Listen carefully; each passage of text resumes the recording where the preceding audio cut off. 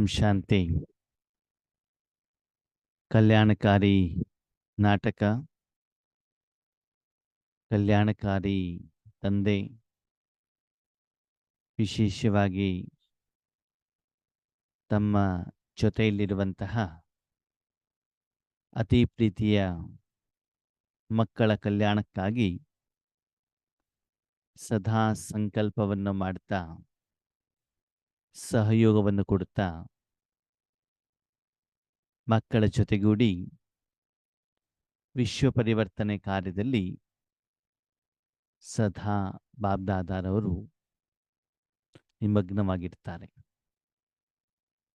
ಸಮಯದ ಅನುಸಾರದಲ್ಲಿ ಮಕ್ಕಳು ಏನು ಸಾಧನೆಯನ್ನು ಮಾಡಬೇಕು, ಯಾವ ರೀತಿ ಸೇವೆಯನ್ನು ವೃದ್ಧಿ ಮಾಡಬೇಕು, ಹೇಗೆ ಅದರಲ್ಲಿ ಪರಿವರ್ತನೆಯನ್ನು ಕಂಡುಕೊಳ್ಬೇಕು,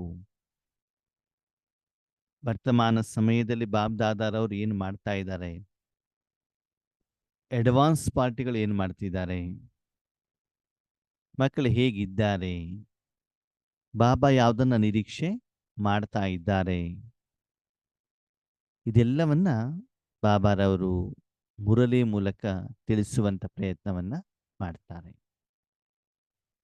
ಇವತ್ತು ನಾವು ಯಾವ ಮುರಳಿಯನ್ನ ವಿಚಾರ ಸಾಗರ ಮಂಥನ ಮಾಡ್ತಾ ಇದ್ದೇವೋ ಆ ಮುರಳಿಯ ದಿನಾಂಕ 18 ಜನವರಿ 2000. ಅಂದ್ರೆ ಬ್ರಹ್ಮ ಬಾಬಾರವರು ಸಂಪೂರ್ಣ ಆಗಿರುವಂತಹ ಸ್ಮೃತಿ ಸೋ ಸಮರ್ಥಿ ದಿನ.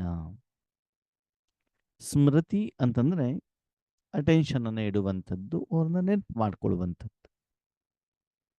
ಸಮರ್ಥ, ಸಮ ಅರ್ಥ, ಹೇಗಿರಬೇಕು ಹಾಗೆ ಒಬ್ಬ ಮನುಷ್ಯಾತ್ಮ ಈಶ್ವರನ ಜ್ಞಾನವನ್ನ ತನ್ನ ಜೀವನದಲ್ಲಿ ಯಾವ ರೂಪದಲ್ಲಿ ಕಾರ್ಯದಲ್ಲಿ ತಂದು ನಂಬರ್ 1 ಆಗಿ ತೋರಿಸಬಹುದು ಅಂತ ತೋರಿಸಿ ಕೊಟ್ಟಿರುವಂತಹ ಒಂದು ದಿನ 18 ಜನವರಿ. ಆ ದಿನದ ಬಗ್ಗೆ ಬಾಬಾ ಇವತ್ತು ಹೇಳ್ತಾ ಇದ್ದಾರೆ. ಜೊತೆಗೆ ಈ ಮುರಳಿಯಲ್ಲಿ ಮಕ್ಕಳಿಗೂ ಕೂಡ ಡೈರೆಕ್ಷನ್ ಅನ್ನ ಕೊಡ್ತಾ ಇದ್ದಾರೆ. ಮುರಳಿಯ ಹೆಡ್ಡಿಂಗ್ ಆಗಿದೆ, ಬ್ರಹ್ಮ ತಂದೆಯ ಸಮಾನ ತ್ಯಾಗ, ತಪಸ್ಸು ಮತ್ತು ಸೇವೆಯ ವೈಬ್ರೇಷನ್ ಅನ್ನ ವಿಶ್ವದಲ್ಲಿ ಹರಡಿ. ಸೇವೆ ಅಂತ ಹೇಳಿಲ್ಲ ಬಾಬಾ, ವೈಬ್ರೇಷನ್ಸ್ ಅಂತ ಹೇಳಿದ್ದಾರೆ. ಸೇವೆಯ ಫಲ. ನಮ್ಮ ಊರುಗಳಲ್ಲಿ ದೊಡ್ಡ ದೊಡ್ಡ ಕಾರ್ಯಕ್ರಮಗಳಾದಾಗ, ದೇವಸ್ಥಾನದ ಕಾರ್ಯಕ್ರಮಗಳಿರ್ತಾವೆ, 2000-3000 ಜನ ಊಟಕ್ಕೆ ಬರ್ತಾರೆ. ಆಗ ಒಲೆ ಮೇಲೆ ಪಾಯಸ ಮಾಡ್ತಾ ಇರ್ತಾರೆ. ಕೆಲವೊಂದ್ಸಲ ದೇವಸ್ಥಾನನೂ ಕಾಣೋದಿಲ್ಲ, ಜನನೂ ಕಾಣೋದಿಲ್ಲ, ಆದರೆ ಆ ಪಾಯಸದ ಸುವಾಸನೆ ಮಾತ್ರ ಬರ್ತಾ ಇರ್ತದೆ. ಪಾತ್ರೆನೂ ಕಾಣ್ತಾ ಇರೋದಿಲ್ಲ. ಅಂದ್ರೆ ಎಲ್ಲೋ ಏನೋ ಆಗ್ತಾ ಇದೆಯಪ್ಪ ಅಂತ ಅನ್ಸುತ್ತೆ. ಹಾಗೆ ನೀವು ಯಾವುದೋ ಒಂದು ಸ್ಥಳದಲ್ಲಿ ನಿಮಿತ್ತವಾಗಿ ಶಾರೀರಿಕವಾಗಿ ಇದ್ರೂ ಕೂಡ ನಿಮ್ಮ ಕರ್ಮದ ಫಲ ಏನಿದೆ, ಫಲಿತಾಂಶ ಏನಿದೆ, ಅದು ವಿಶ್ವದ 4 ಕಡೆ ಹೋಗ್ಬಿಟ್ಟು ಏನು ಮಾಡಬೇಕು, ತಲುಪಬೇಕಾಗ್ತದೆ. ಅದು ಅವರಿಗೆ ತಲುಪಿ ಅದರ ಅನುಭವ ಅವರಿಗೆ ಆಗಬೇಕು. ಅದಕ್ಕಾಗಿ ಏನು ಮಾಡಬೇಕು? ಬ್ರಹ್ಮ ಬಾಬಾರವರು ಹೇಗೆ ತ್ಯಾಗವನ್ನ ಮಾಡಿದ್ರು, ತಪಸ್ಸನ್ನ ಮಾಡಿದ್ರು, ಸೇವೆಗೆ ನಿಮಿತ್ತರಾದರು, ಅದೇ ರೀತಿ ಫಾಲೋ ಫಾದರ್ ಮಾಡುವಂಥ ಒಂದು ದಿನ. ಅದೇ ರೀತಿ ಫಾಲೋ ಫಾದರ್ ಮಾಡಬೇಕು. ಆ ವಿಷಯದ ಬಗ್ಗೆ ಆಮೇಲೆ ಬರೋಣ. ವಿಶೇಷವಾಗಿ ಇವತ್ತು ಸಮರ್ಥ ಬಾಬ್ದಾದಾರವರು ಸಮರ್ಥ ಮಕ್ಕಳನ್ನ ನೋಡ್ತಾ ಇದ್ದಾರೆ. ಯಾವುದಲ್ಲಿ ಸಮರ್ಥ? ವಿಶ್ವ ಪರಿವರ್ತನೆ ಬಾಬ್ದಾದಾರಿಂದಾನೇ ಆಗ್ಬೇಕು, ಬೇರೆ ಯಾರು ಮಾಡಲಿಕ್ಕೆ ಆಗೋದಿಲ್ಲ. ಶಿವಬಾಬಾರವರ ರೈಟ್ ಹ್ಯಾಂಡ್ ಯೋಗ್ಯ ಮಗುವಾಗಿ ಬ್ರಹ್ಮ ಬಾಬಾ ರೆಡಿಯಾದರು. ತಮ್ಮ ಎಲ್ಲ ಲೆಕ್ಕಾಚಾರವನ್ನ ಕ್ಲಿಯರ್ ಮಾಡಿಕೊಂಡ್ರು. ಶಿವಬಾಬಾರವರ ಸಮಾನ ನಿಸ್ವಾರ್ಥ ಸೇವಾಧಾರಿಗಳಾದರು. ಇವತ್ತು ಕೂಡ ಬ್ರಹ್ಮ ಬಾಬಾ ಮತ್ತು ಶಿವಬಾಬಾರವರಿಗೆ ಈ ಪ್ರಪಂಚದಿಂದ ಏನೂ ಬೇಕಾಗಿಲ್ಲ. ಆದರೆ ನಾವು ಮಕ್ಕಳಿಗೋಸ್ಕರ, ವಿಶ್ವ ಪರಿವರ್ತನೆಗೋಸ್ಕರ ಇವತ್ತೂ ಕೂಡ ವತನದಲ್ಲಿ ಮತ್ತು ಸಾಕಾರದಲ್ಲಿ ಅವ್ಯಕ್ತ ರೂಪದಲ್ಲಿ ಸೇವೆಯನ್ನ ಪ್ರತಿಕ್ಷಣ ಮಾಡ್ತಾ ಇದ್ದಾರೆ. ಹಾಗೆ ವರ್ತಮಾನ ಸಮಯದಲ್ಲಿ ಪ್ರಪಂಚದಲ್ಲಿ ಯಾವುದರ ಅವಶ್ಯಕತೆ ಇದೆ, ಯಾವುದನ್ನ ಜನ ಕೇಳ್ತಾ ಇದ್ದಾರೋ, ಕೂಗ್ತಾ ಇದ್ದಾರೋ, ಬೇಡ್ತಾ ಇದ್ದಾರೋ, ಅದನ್ನು ಕೊಡುವಂತ ಬಾಬ್ದಾದಾರವರು ಅದಕ್ಕೆ ಸರಿಸಮಾನವಾಗಿ ಸ್ವಚ್ಛ ಮನೋಭಾವ, ನಿರ್ಮಲ ಮನೋಭಾವ, ನಿಸ್ವಾರ್ಥ ಭಾವದಿಂದ ತಂದೆಯ ಸೇವೆಗೆ ಜೊತೆಗಾರರಾಗಿರುವಂತಹ ಸಮರ್ಥ ಮಕ್ಕಳನ್ನ ನೋಡ್ತಾ ಇದ್ದಾರೆ.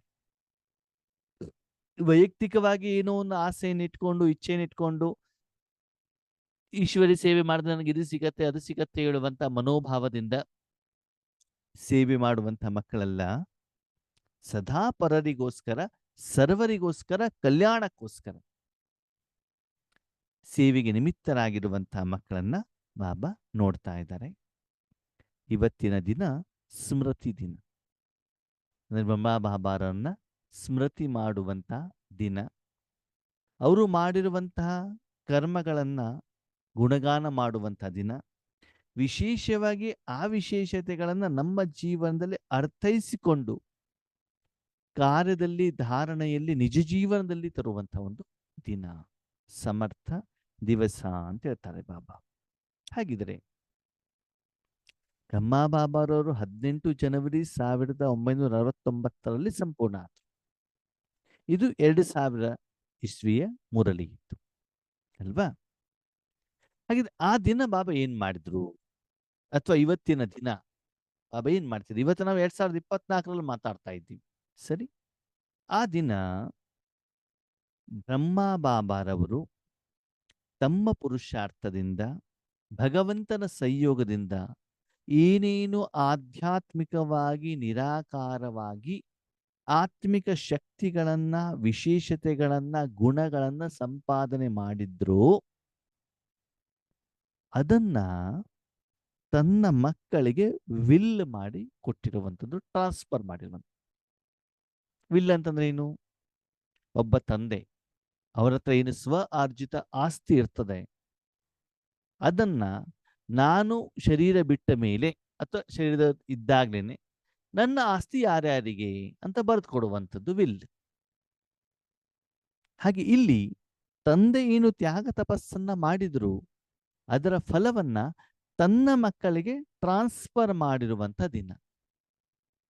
ನಿಮಿತ್ತವಾಗಿ ಪ್ರಕಾಶ್ ಮಣಿದಾದಿಯವರ ಕೈಯನ್ನು ಹಿಡಿದ್ರೂ ಕೂಡ ಆ ಸಮಯದಲ್ಲಿ, ಆ ವರ್ತಮಾನ ಸಮಯದಲ್ಲಿ ಇಷ್ಟು ಆತ್ಮಗಳಿದ್ರು, ಮುಂದೆ ಪೂರ್ತಿ ಸಂಗಮ ಯುಗ ಮುಗಿಯುವವರೆಗೂ ಕೂಡ ಯಾವ್ಯಾವ ಆತ್ಮಗಳಿಂದ ಏನೇನು ಸೇವೆ ಮಾಡಬೇಕಾಗಿದೆಯೋ ಅದೆಲ್ಲವನ್ನ ಬಾಬಾ ತಮ್ಮ ಮನದಲ್ಲಿ ಇಮರ್ಜ್ ಮಾಡಿಕೊಂಡು ಆ ಎಲ್ಲರಿಗೂ ಕೂಡ ಆ ವಿಲ್ಲನ್ನ ಟ್ರಾನ್ಸ್ಫರ್ ಮಾಡಿರುವಂತ ದಿನ.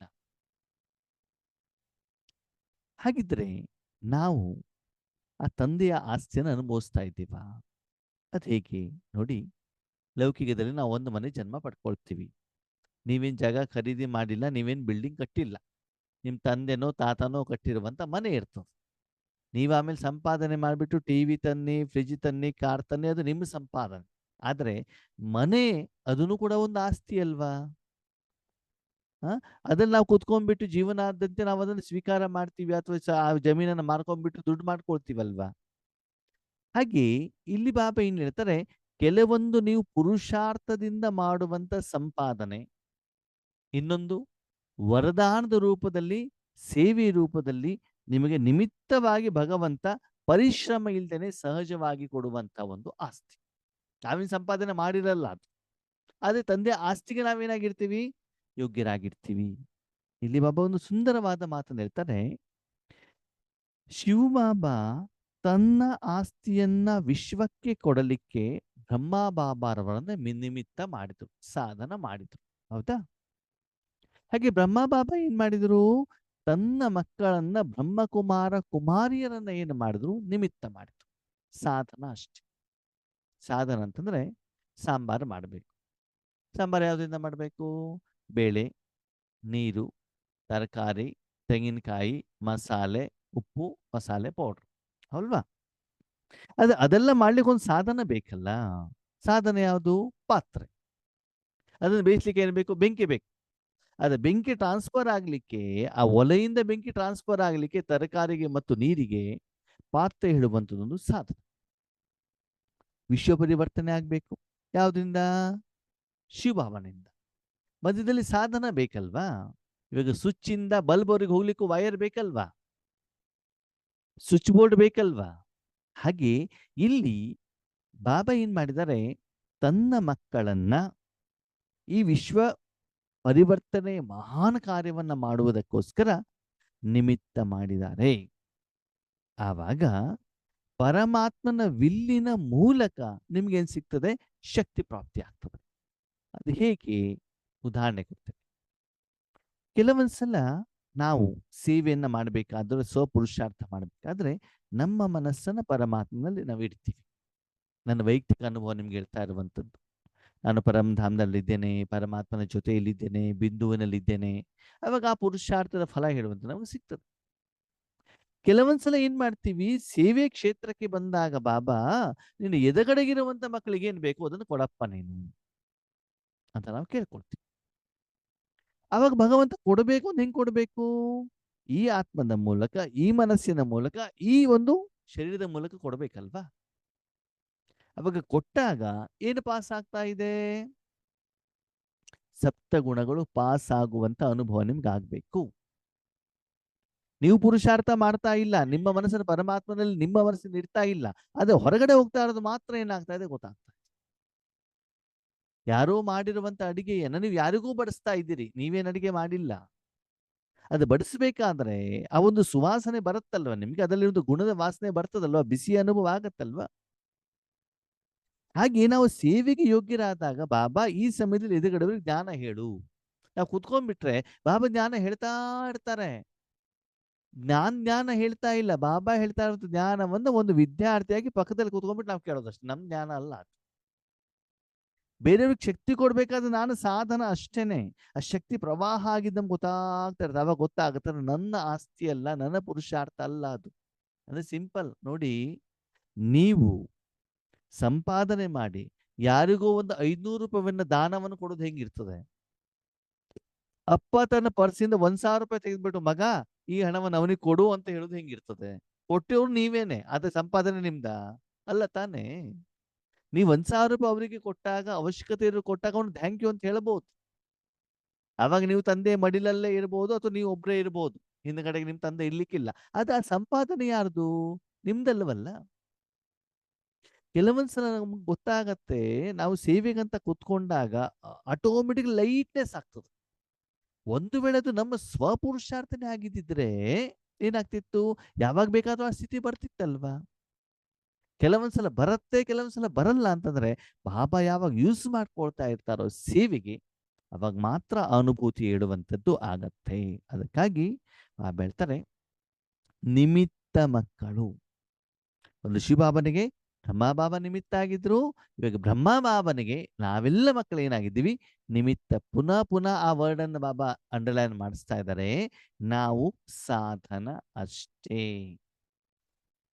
ಧರ್ಮ ಮಾಡ್ತಾ ಇರುವಂತವ್ರು ಯಾರು? ಬಾಬ್ದಾದ. ಓಕೆ, ಸರಿ. ಇಲ್ಲಿ ಬಾಬಾ ಏನ್ ಹೇಳ್ತಾರೆ, ಆರಂಭದಲ್ಲಿ ದಾರಿಯವರು ಇದ್ದಾಗ ಏನ್ ಸಂಘಟನೆ ಇತ್ತು ಅಂತಂದ್ರೆ, ಆ ಸಂಘಟನೆಯಲ್ಲಿ ಒಂದು ಯುನಿಟಿ ಅಂತ, ಸರಿನಾ? ಒಬ್ರು ಹೇಳಿದಾಗ ಇನ್ನೊಬ್ರು ಕೇಳ್ತಾ ಇತ್ತು. ವಿಶೇಷವಾಗಿ ಈ ಈ ಮುರಳಿಗಳನ್ನ ವರ್ತಮಾನ ಸಮಯಕ್ಕೆ ನಾನು ಕಂಪ್ಯಾರಿಸನ್ ಮಾಡಿಬಿಟ್ಟು ನೋಡ್ತೇನೆ. ಈಗ ಬಾಬಾರವರು ಕೂಡ ನಮ್ಮನ್ನ ಒಂದು ಸೇವೆಗೆ ನಿಮಿತ್ತ ಮಾಡಿದ್ದಾರೆ. ಇವಾಗ ನೀವು ಅದರೆಲ್ಲ ಪ್ರಯೋಜನವನ್ನು ಪಡ್ಕೊಳ್ತಾ ಇದ್ದೀರಿ. ಹೇಗೆ? ಝೂಮಿನ ಮೂಲಕ, ಸೈನ್ಸಿನ ಸಾಧನದ ಮೂಲಕ ನಾವು ಪ್ರತಿದಿನ ತಪಸ್ಸನ್ನ ಮಾಡ್ತಿದ್ದೀವಿ, ಜ್ಞಾನದ ವಿಚಾರ ಸಾಗರ ಮಂಥನ ಮಾಡ್ತಿದ್ದೀವಿ. ಹ್ಮ್ ಸಂಘಟನೆ ಇದೆ, ಪರಿವಾರ ಇದೆ, ತಾವೆಲ್ಲರದ ಲಾಭವನ್ನ ಪಡ್ಕೊಳ್ತಾ ಇದ್ದೀರಿ. ಅದಕ್ಕೆ ನಾನು ಅದನ್ನು ಕಂಪ್ಯಾರಿಸನ್ ಮಾಡಿದಾಗ ಹೇಗೆ ಅನಿಸ್ತು ಅಂತಂದ್ರೆ, ಬಾಬಾ ಹೇಳ್ತಾರೆ, ಒಬ್ಬರು ನಿಮಿತ್ತ ಆತ್ಮ, ಇನ್ನೊಬ್ಬರು ಅವರಿಗೆ ಸಹಯೋಗಿ ಆತ್ಮ. ಓಕೆ, ಇಲ್ಲಿ ನಮ್ಮ ಜೊತೆಯಲ್ಲಿ ಸಹಯೋಗಿ ಇರುವಂತ ಆತ್ಮಗಳಿದಾರಲ್ಲ, ನಾವೆಲ್ಲ ಸೇರ್ತೀವಿ, ಮೀಟಿಂಗ್ ಅನ್ನ ಮಾಡ್ತೀವಿ, ಮುಂದೆ ಸೇವೆನ ಹೇಗೆ ಅಭಿವೃದ್ಧಿ ಮಾಡಬೇಕು. ನೀವೂ ಕೂಡ ಸಹಯೋಗಿಗಳೇ. ಮನಸ ವಾಚ ಕರ್ಮಣ ಸಹಯೋಗವನ್ನ ಕೊಡ್ತಾ ಇದ್ದೀರಾ. ಅದು ಎಲ್ಲೂ ಯಾವುದೇ ವಿಷಯದಲ್ಲಿ ಭಿನ್ನಾಭಿಪ್ರಾಯಗಳಿಲ್ಲ. ಒಬ್ಬರು ಹೇಳಿದ್ರು ಇನ್ನೊಬ್ರು ಹ್ಞೂ, ಹಾ, ಎಸ್.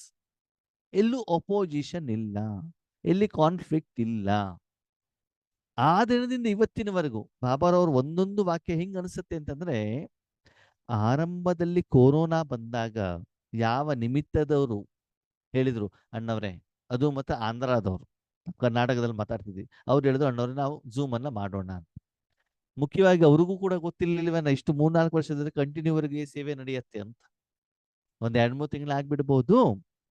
ಆಮೇಲೆ ನಮ್ಮ ಪಾಡಿಗೆ ನಾವು, ಅವ್ರ ಪಾಡಿಗೆ ಅವರು ಅಂತ. ನಾವು ಏನು ಯೋಚನೆ ಮಾಡಿದ್ವಿ, ಕೊರೋನಾಗಿಂತ ಮೊದಲು ಊರು ಸುತ್ತಾ ಇದ್ವಿ ಈಶ್ವರ್ಯ ಸೇವೆಗೆ. ಕೊರೋನಾ ಮುಗಿದ್ಮೇಲೆ ಮತ್ತೆ ಹಾಗೆ ಊರು ಸುತ್ತೋದು ಅಂತ ತಿಳ್ಕೊಂಡ್ಬಿಟ್ಟಿದ್ವಿ. ಆದ್ರೆ ನಿರೀಕ್ಷೆ ಪ್ರಮಾಣದಲ್ಲಿ ನಮಗೂ ಕೂಡ ಇರ್ಲಿಲ್ಲ, ಅವ್ರಿಗೂ ಕೂಡ ಇರ್ಲಿಲ್ಲ. ಇನ್ನು ಮುಂದೆ ನಿರಂತರವಾಗಿ ಹೇಗೆ ಸೇವೆಯಲ್ಲಿ ಉಪಯೋಗ ಮಾಡ್ಕೊಳ್ತಾರೆ ನಮ್ಗೆ ಗೊತ್ತಿಲ್ಲ. ಅವರು ಕೂಡ ಹೇಳ್ತಾರೆ, ಈ ಸೇವೆ ಆರಂಭ ಮಾಡುವಂತ ಮೊದಲು ನಾವು ಸೇವಾ ಕೇಂದ್ರಕ್ಕೆ ವಾರಕ್ಕೂ 15 ದಿನಕ್ಕೂ ಒಂದ್ಸಲ ಹೋಗ್ತಿದ್ವಿ. ಈ ಸೇವೆಗೆ ನಾವು ಜವಾಬ್ದಾರಿ ತಗೊಂಡ್ಮೇಲೆ ಪ್ರತಿದಿನ ಆ ಪ್ರೋಗ್ರಾಮ್ ಅಟೆಂಡ್ ಮಾಡಲೇಬೇಕಾಗಿದೆ. ನಮ್ಮ ಅಟೆಂಡೆನ್ಸ್ ಕರೆಕ್ಟ್ ಆಗಿ ಬರ್ತಾ ಇದೆ, ನಮ್ಮ ಸ್ಥಿತಿನೂ ಚೆನ್ನಾಗ್ತಾ ಇರ್ತಾ ಇದೆ, ಆ ಪರಿವರ್ತನೆ ನಮಗೆ ಗೊತ್ತಾಗ್ತಾ ಇದೆ. ಆದ್ರೆ ಅಲ್ಲಿಂದ ಇಲ್ಲಿಯವರೆಗೂ ಏನು ಕಾರ್ಯಕ್ರಮ ನಡೆದಿದೆ, ಎಲ್ಲೂ ಕೂಡ ಯಾರ್ದು ಅಪಸ್ವರಗಳಾಗಿ, ಭಿನ್ನಾಭಿಪ್ರಾಯಗಳಾಗ್ಲಿ, ಯಾವುದೇ ಡಿಫರೆನ್ಸ್ ಆಫ್ ಒಪಿನಿಯನ್ಗಳು ಇಲ್ಲ. ಅದಕ್ಕಾಗಿ ನಿತ್ಯ ನಿರಂತರವಾಗಿ ಸೇವೆಯಲ್ಲಿ ವೃದ್ಧಿ ಆಗ್ತದೆ. ಇಷ್ಟೊಂದು ಖುಷಿ ನನಗೆ ಅಂತಂದ್ರೆ, ಬಾಬನಿಗೆ ಥ್ಯಾಂಕ್ಸ್ ಅಂತಂದ್ರೆ, ಅಲ್ಲಿಂದ ಇವತ್ತಿನವರೆಗೂ ಯಾವ ಕಾರ್ಯಕ್ರಮಗಳಲ್ಲೂ ಕೂಡ ರೆಗ್ಯುಲರ್ ಅಷ್ಟು ಪ್ರಮಾಣದಲ್ಲಿ ಅಟೆಂಡೆನ್ಸ್ ಇದ್ದೇ ಇರ್ತದೆ. ಹಬ್ಬ ಇರಲಿ, ಹರಿದಿನಗಳಲ್ಲಿ ಯಾವುದೇ ಇರಲಿ, ಏನಿದ್ರು ಕೂಡ ಆಲ್ಮೋಸ್ಟ್ ಸೇಮ್ ಅಟೆಂಡೆನ್ಸ್. ಇದು ಬಾಬಾ ಮಾತ್ರ ಮಾಡ್ಲಿಕ್ಕೆ ಸಾಧ್ಯ. ಅದಕ್ಕೆ ಬಾಬಾ ಹೇಳ್ತಾರೆ, ಆ ರೀತಿ ನಾವು ಬಾಬ್ದಾದ ಜೊತೆಲಿದ್ರೂ ಕೂಡ ನೀವ ಮಕ್ಕಳ ಒಂದು ಸಂಕಲ್ಪ, ಸೇವಾ ಮನೋಭಾವ, ಸಹಯೋಗ, ಏಕತೆಯ ಭಾವ, ಇದೆಲ್ಲದರಿಂದ ಏನಾಗ್ತಾ ಇದೆ, ಸೇವೆ ಹೇಳುವಂಥದ್ದು ಆಗ್ತಾ ಇದೆ. ಈ ರೀತಿ ನಿಮಿತ್ತವಾಗಿರುವಂತ ಮಕ್ಕಳಿಗೆ ಬಾಬಾ ವಿಶೇಷವಾಗಿ ಪ್ರೀತಿಯನ್ನ ತೋರಿಸ್ತಾ ಇದ್ದಾರೆ. ಈ ರೀತಿ ನಿಮಿತ್ತ ಆಗ್ಲಿಕ್ಕೆ ಕಾರಣ ಬಾಬಾ ಹೇಳ್ತಾರೆ ಫೌಂಡೇಶನ್. ಆರಂಭದಲ್ಲಿ ನಮಗೆ ಏಕೆ ಬಾಬಾ ಜ್ಞಾನವನ್ನ ಪರಿಪಕ್ವ ಮಾಡಿಸಿದ್ರು, ಯೋಗವನ್ನ ಮಾಡಿಸಿದ್ರು, ಹೇಗೆ ನಿಮ್ಮನ್ನೂ ಕೂಡ ಪರಿಪಕ್ವ ಮಾಡಿಸಿದ್ರು, ಹಾಗೆ ಬಾಬಾ ಆ ಒಂದು ಫೌಂಡೇಶನ್ ಆಧಾರದಲ್ಲಿ ಬಿಲ್ಡಿಂಗ್ ಅನ್ನು ಏನ್ ಮಾಡ್ತಾ ಇದ್ದಾರೆ, ಕಟ್ಕೊಂಡು ಹೋಗ್ತಾ ಇದ್ದಾರೆ. ಓಕೆ, ಬಾಬಾ ಏನ್ ಹೇಳ್ತಾರೆ, ಬ್ರಹ್ಮ ಬಾಬಾ ಏನ್ ಮಾಡಿದ್ರು, ಅವ್ಯಕ್ತ ಆದ್ರು. ಬಾಬಾ ಇದೆಲ್ಲ ಮಾಡ್ಬೇಕಾದ್ರೆ ನೀವು ನಮ್ಮ ಜೊತೆಲಿ ಇರ್ಬೋದಿತ್ತಲ್ವಾ? ಹೌದು ಮಗು, ನಾನು ಜೊತೆಲಿದ್ರೆ ಇಷ್ಟು ಬೇದಿನ ಸೇವೆ ಮಾಡ್ಲಿಕ್ಕೆ ಆಗ್ತಾ ಇತ್ತ? ನಿಮ್ಗೆಲ್ಲರಿಗೂ ಕೂಡ ಅವ್ಯಕ್ತ ರೂಪದಲ್ಲಿ ತಾನು ನಾನು ಜನ್ಮ ಮಾಡಿಸಿರೋದು, ಅವ್ಯಕ್ತ ರೂಪದಲ್ಲಿ ತಾನೇ ಪಾಲನೆ ಮಾಡಿರೋದು. ಬಾಬಾ ಕೇಳ್ತಾರೆ, ನಾನು ಸಾಕಾರದಲ್ಲಿ ಇದ್ದಾಗ ಡೈಮಂಡ್ ಹಾಲ್ ರೆಡಿ ಆಯ್ತು, ಅವ್ಯಕ್ತ ಆದ್ಮೇಲೆ ರೆಡಿ ಆಯ್ತು? ನನ್ನ ಸೇವೆ ವೃದ್ಧಿ ಆಗಿದ್ಯಾ? ಅವಾಗ ಡಬಲ್ ಫಾರಿನರ್ಸ್ ಜ್ಞಾನ ಸಿಕ್ಕಿದ್ದು ನಾನು ಸಾಕಾರದಲ್ಲಿದ್ದಾಗ್ಲೂ ಅವ್ಯಕ್ತದಲ್ಲಿದ್ದಾಗ್ಲೂ. ಅಂದ್ರೆ ಅವ್ಯಕ್ತ ರೂಪದಲ್ಲಿ ಯಾವ ರೀತಿ ಸೇವೆ ಅಭಿವೃದ್ಧಿ ಆಗ್ತಾ ಇದೆ ನಿಮಗೆ ಕಣ್ಣೆದುರುಗಡೆಗಿದೆ, ಅದು ಸಾಕಾರದಲ್ಲಿ ಅಷ್ಟು ಮಾಡ್ಲಿಕ್ಕೆ ಆಗಿಲ್ಲ. ಅಂದ್ರೆ ಬ್ರಹ್ಮ ಬಾಬಾ ಆ ಸೇವೆಯ ನಿಮಿತ್ತ ಏನಾದ್ರು ಅಂತಂದ್ರೆ ಅವ್ಯಕ್ತ ಆಗ್ಬೇಕಾಯ್ತು ನಾಟಕದ ಅನುಸಾರದಲ್ಲಿ. ಈ ರೀತಿ ಅವ್ಯಕ್ತ ಬಾಬ್ದಾದಾರವರಿಂದ ನಮಗೆ ಜನ್ಮ, ಪಾಲನೆ, ಶಿಕ್ಷಣ, ಶ್ರೀಮತ ಪ್ರತಿಯೊಂದು ಕ್ಷಣದಲ್ಲೂ ಕೂಡ ನಮಗೆ ಸಿಗ್ತಾ ಇದೆ. ಅದಕ್ಕಾಗಿ ಬಾಬಾ ಸ್ಪಷ್ಟವಾಗಿ ಹೇಳ್ತಿದ್ದಾರೆ, ಇವತ್ತು ನಿಮ್ಮ ಕಣ್ಣೆದುರುಗಡೆಗೆ ಏನು ಸೇವೆ ನಡೀತಾ ಇದೆ, ನಿಜವಾಗ್ಲೂ ಡ್ರಾಮಾ ಕಲ್ಯಾಣಕಾರಿ. ನೀವೆಲ್ಲ ಯಾವ್ಯಾವ್ದೋ ಊರಿನಲ್ಲೇ ಎಲ್ಲೆಲ್ಲೋ ಇರುವಂತವರು ಇವತ್ತು ಸೈನ್ಸಿನ ಸಾಧನದ ಮೂಲಕ ವಿಶೇಷವಾಗಿ ಬಾಬ್ದಾದರ ಪ್ರೀತಿಯಿಂದ ಒಬ್ಬ ಪರಿವಾರದ ರೂಪದಲ್ಲಿ ನಾವು ಜೊತೆಗಿದ್ದೀವಿ ಅಂತಂದ್ರೆ ಅದಕ್ಕೆ ಬಾಬ್ದಾದಾರವರ ಸಹಯೋಗ ಸಾಥಿ ಇಲ್ದೇನೆ ಆಗೋದಿಲ್ಲ ಆತ್ಮೀಯತೆ. ಇವತ್ತು ಬೇಕಾದ್ರೆ ನೋಡಿ ನೀವು ಲೌಕಿಕದಲ್ಲಿ ರಕ್ತ ಸಂಬಂಧಿಗಳೇ ಅಣ್ಣ ತಮ್ಮಂದಿರೇ ಪತಿ ಪತ್ನಿನೇ ಎಷ್ಟು ಜಗಳ ಮಾಡ್ತಾರೆ. ನಮ್ಮಲ್ಲಿ ಯಾರಲ್ಲೂ ಜಗಳ ಮಾಡ್ಲಿಕ್ಕೆ ಏನು ಅವಕಾಶನೇ ಇಲ್ಲ ಇಲ್ಲಿ. ಕ್ಲಾಸ್ ಆದ ತಕ್ಷಣ ಓಂ ಶಾಂತಿ, ಗುಡ್ ಮಾರ್ನಿಂಗ್, ಗುಡ್ ನೈಟ್, ಮುಗಿದೋಯ್ತು ಅಷ್ಟೇ. ಅಷ್ಟೇ ಬಿಟ್ಟು ಬೇರೆ ಯಾವುದಕ್ಕೂ ಸುದ್ದಿಗಳನ್ನು ವಿಮರ್ಶೆ ಮಾಡ್ಲಿಕ್ಕೆ ಅವಕಾಶನೇ ಇಲ್ಲ. ಓಕೆ ಓಕೆ, ಬೇರೆ ವಿಷಯದಲ್ಲೂ ಕೂಡ ಯಾವುದೇ ರೀತಿ ಭಿನ್ನಾಭಿಪ್ರಾಯಗಳಿಲ್ಲ, ಏಕತೆ ಇದೆ. ಅದಕ್ಕಾಗಿ ಅದನ್ನ ಮುಂದುವರಿಸಿಕೊಂಡು ಹೋಗಿ ಅಂತ ಬಿಟ್ಟು ಹೇಳ್ತಾ ಇದ್ದಾರೆ ಬಾಬಾ. ಹಾಗಿದ್ರೆ ಈ ರೀತಿ ಏಕತೆ ಬರಲಿಕ್ಕೆ, ಬೀಗಹದ್ದಿನ ಸೇವೆ ಆಗ್ಲಿಕ್ಕೆ, ಮನ್ಸಾ ಸೇವೆ ಆಗ್ಲಿಕ್ಕೆ ಇನ್ನೊಂದು ವಿಶೇಷ ಏನು ಅಂತಂದ್ರೆ, ಈ ಗ್ರೂಪ್ನಲ್ಲಿ ಆಕ್ಚುಲಿ ಜ್ಞಾನಕ್ಕಿಂತ ಯೋಗ ಜಾಸ್ತಿ ಆಗ್ತಾ ಇದೆ. ಅಮೃತ ವೇಳೆಯಲ್ಲಿ ಯೋಗ, ನುಮಾಶಾಮ್ ಯೋಗ, ರಾತ್ರಿಯಲ್ಲಿ ಯೋಗ, ದಿನಕ್ಕೊಂದು 15 ನಿಮಿಷ ಮಾತ್ರ ಅದು ಕ್ಲಾಸ್. ಯಾಕೆ ಅಂತಂದ್ರೆ ಆ ಯೋಗ ಶರೀರವನ್ನು ಚೆಕ್ ಮಾಡಿ ನಮ್ಗೆ ಅದು ಸ್ವಲ್ಪ ಜ್ಞಾನ ಬೇಕಲ್ಲ ನೆಕ್ಸ್ಟ್ ಸ್ಟೇಜಲ್ಲಿ ಹೋಗ್ಲಿಕ್ಕೆ.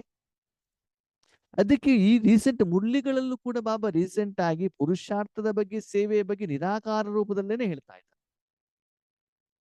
ಹಾಗಿದ್ರೆ ಬ್ರಹ್ಮ ಬಾಬಾ ಈ ರೀತಿ ಬೇಹದ್ದಿನಲ್ಲಿ ಅವ್ಯಕ್ತ ರೂಪದಲ್ಲಿ ಸೇವೆ ಆಗ್ಲಿಕ್ಕೆ ಕಾರಣ ಏನು? ಅದಕ್ಕೆ ಬಾಬಾ ಏನ್ ಹೇಳ್ತಾರೆ, ತ್ಯಾಗ. ರಮಾಬಾಬಾ ಏನ್ ಮಾಡಿದ್ರು? ತ್ಯಾಗ ಮಾಡಿದ್ರು. ಏನ್ ತ್ಯಾಗ ಮಾಡಿದ್ರು? ತಮ್ಗೆ ಗೊತ್ತು. 1936 ಕೋಟ್ಯಾಧಿಪತಿ ಅಂದ್ರೆ ಅವರೆಷ್ಟು ಶ್ರೀಮಂತ ಇರಬಹುದು.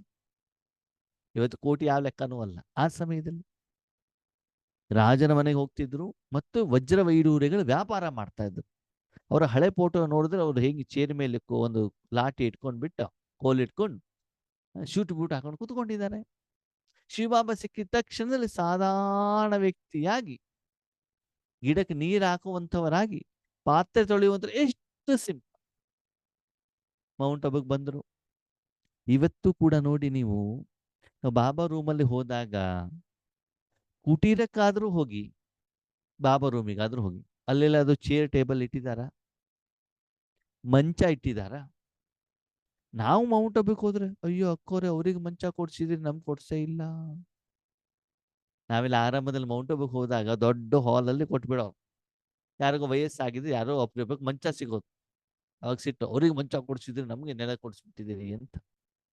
ನೆಲದ ಮೇಲೆ ಮಲ್ಕೊಳ್ಳಿಕ್ಕೆ ನಾವು ರೆಡಿ ಇಲ್ಲ. ಓಕೆ, ಯಾರಿಗೋ ವಯಸ್ಸಾಗಿದೆ ಅವ್ರಿಗೆ ಬೇರೆ, ಅದು ಎಲ್ಲರಿಗೂ ಕೂಡ ಮಂಚ ಬೇಕು, ಸಾಧನಗಳು ಬೇಕು, ಈ ರೀತಿ ಒಂದು ಮನೋಭಾವ. ಬಾಬಾ ಏನ್ ಹೇಳ್ತಾರೆ, ಏನೂ ಸಾಧನಗಳು ಇಲ್ದಿದ್ದಾಗ ತ್ಯಾಗ ಮಾಡೋದು ಒಂದು ದೊಡ್ಡ ವಿಷಯ ಅಲ್ಲ. ಎಲ್ಲ ಇದ್ದಾಗ ಮಕ್ಕಳಿಗೆ ರೂಮ್ ಮಾಡಿಕೊಟ್ರು ಬಾಬಾ, ತಾವು ಕುಟೀರದಲ್ಲಿ ಉಳ್ಕೊಂಡ್ರು. ಹೌದು ತಾನೆ? ಮಕ್ಕಳಿಗೆಲ್ಲ ಊಟ ತಿಂಡಿ ಆದ ಮೇಲೆ ಬ್ರಹ್ಮ ಬಾಬಾ ಊಟ ತಿಂಡಿ ಮಾಡ್ತಿದಂತೆ. ಎಲ್ಲರೂ ಮಲಗಿದ ಮೇಲೆ ಹೋಗಿ ಸರಿಯಾಗಿ ಮಲಗಿದಾರಂತ ನೋಡ್ಬಿಟ್ಟು ಆಮೇಲೆ ಬಂದ್ಬಿಟ್ಟು ಮಲ್ಕೊಳ್ತಿದಂತೆ. 93 ವರ್ಷದ ಬಾಬಾ, ವಯಸ್ಸಾದಂಥವ್ರು ಅಲ್ವಾ?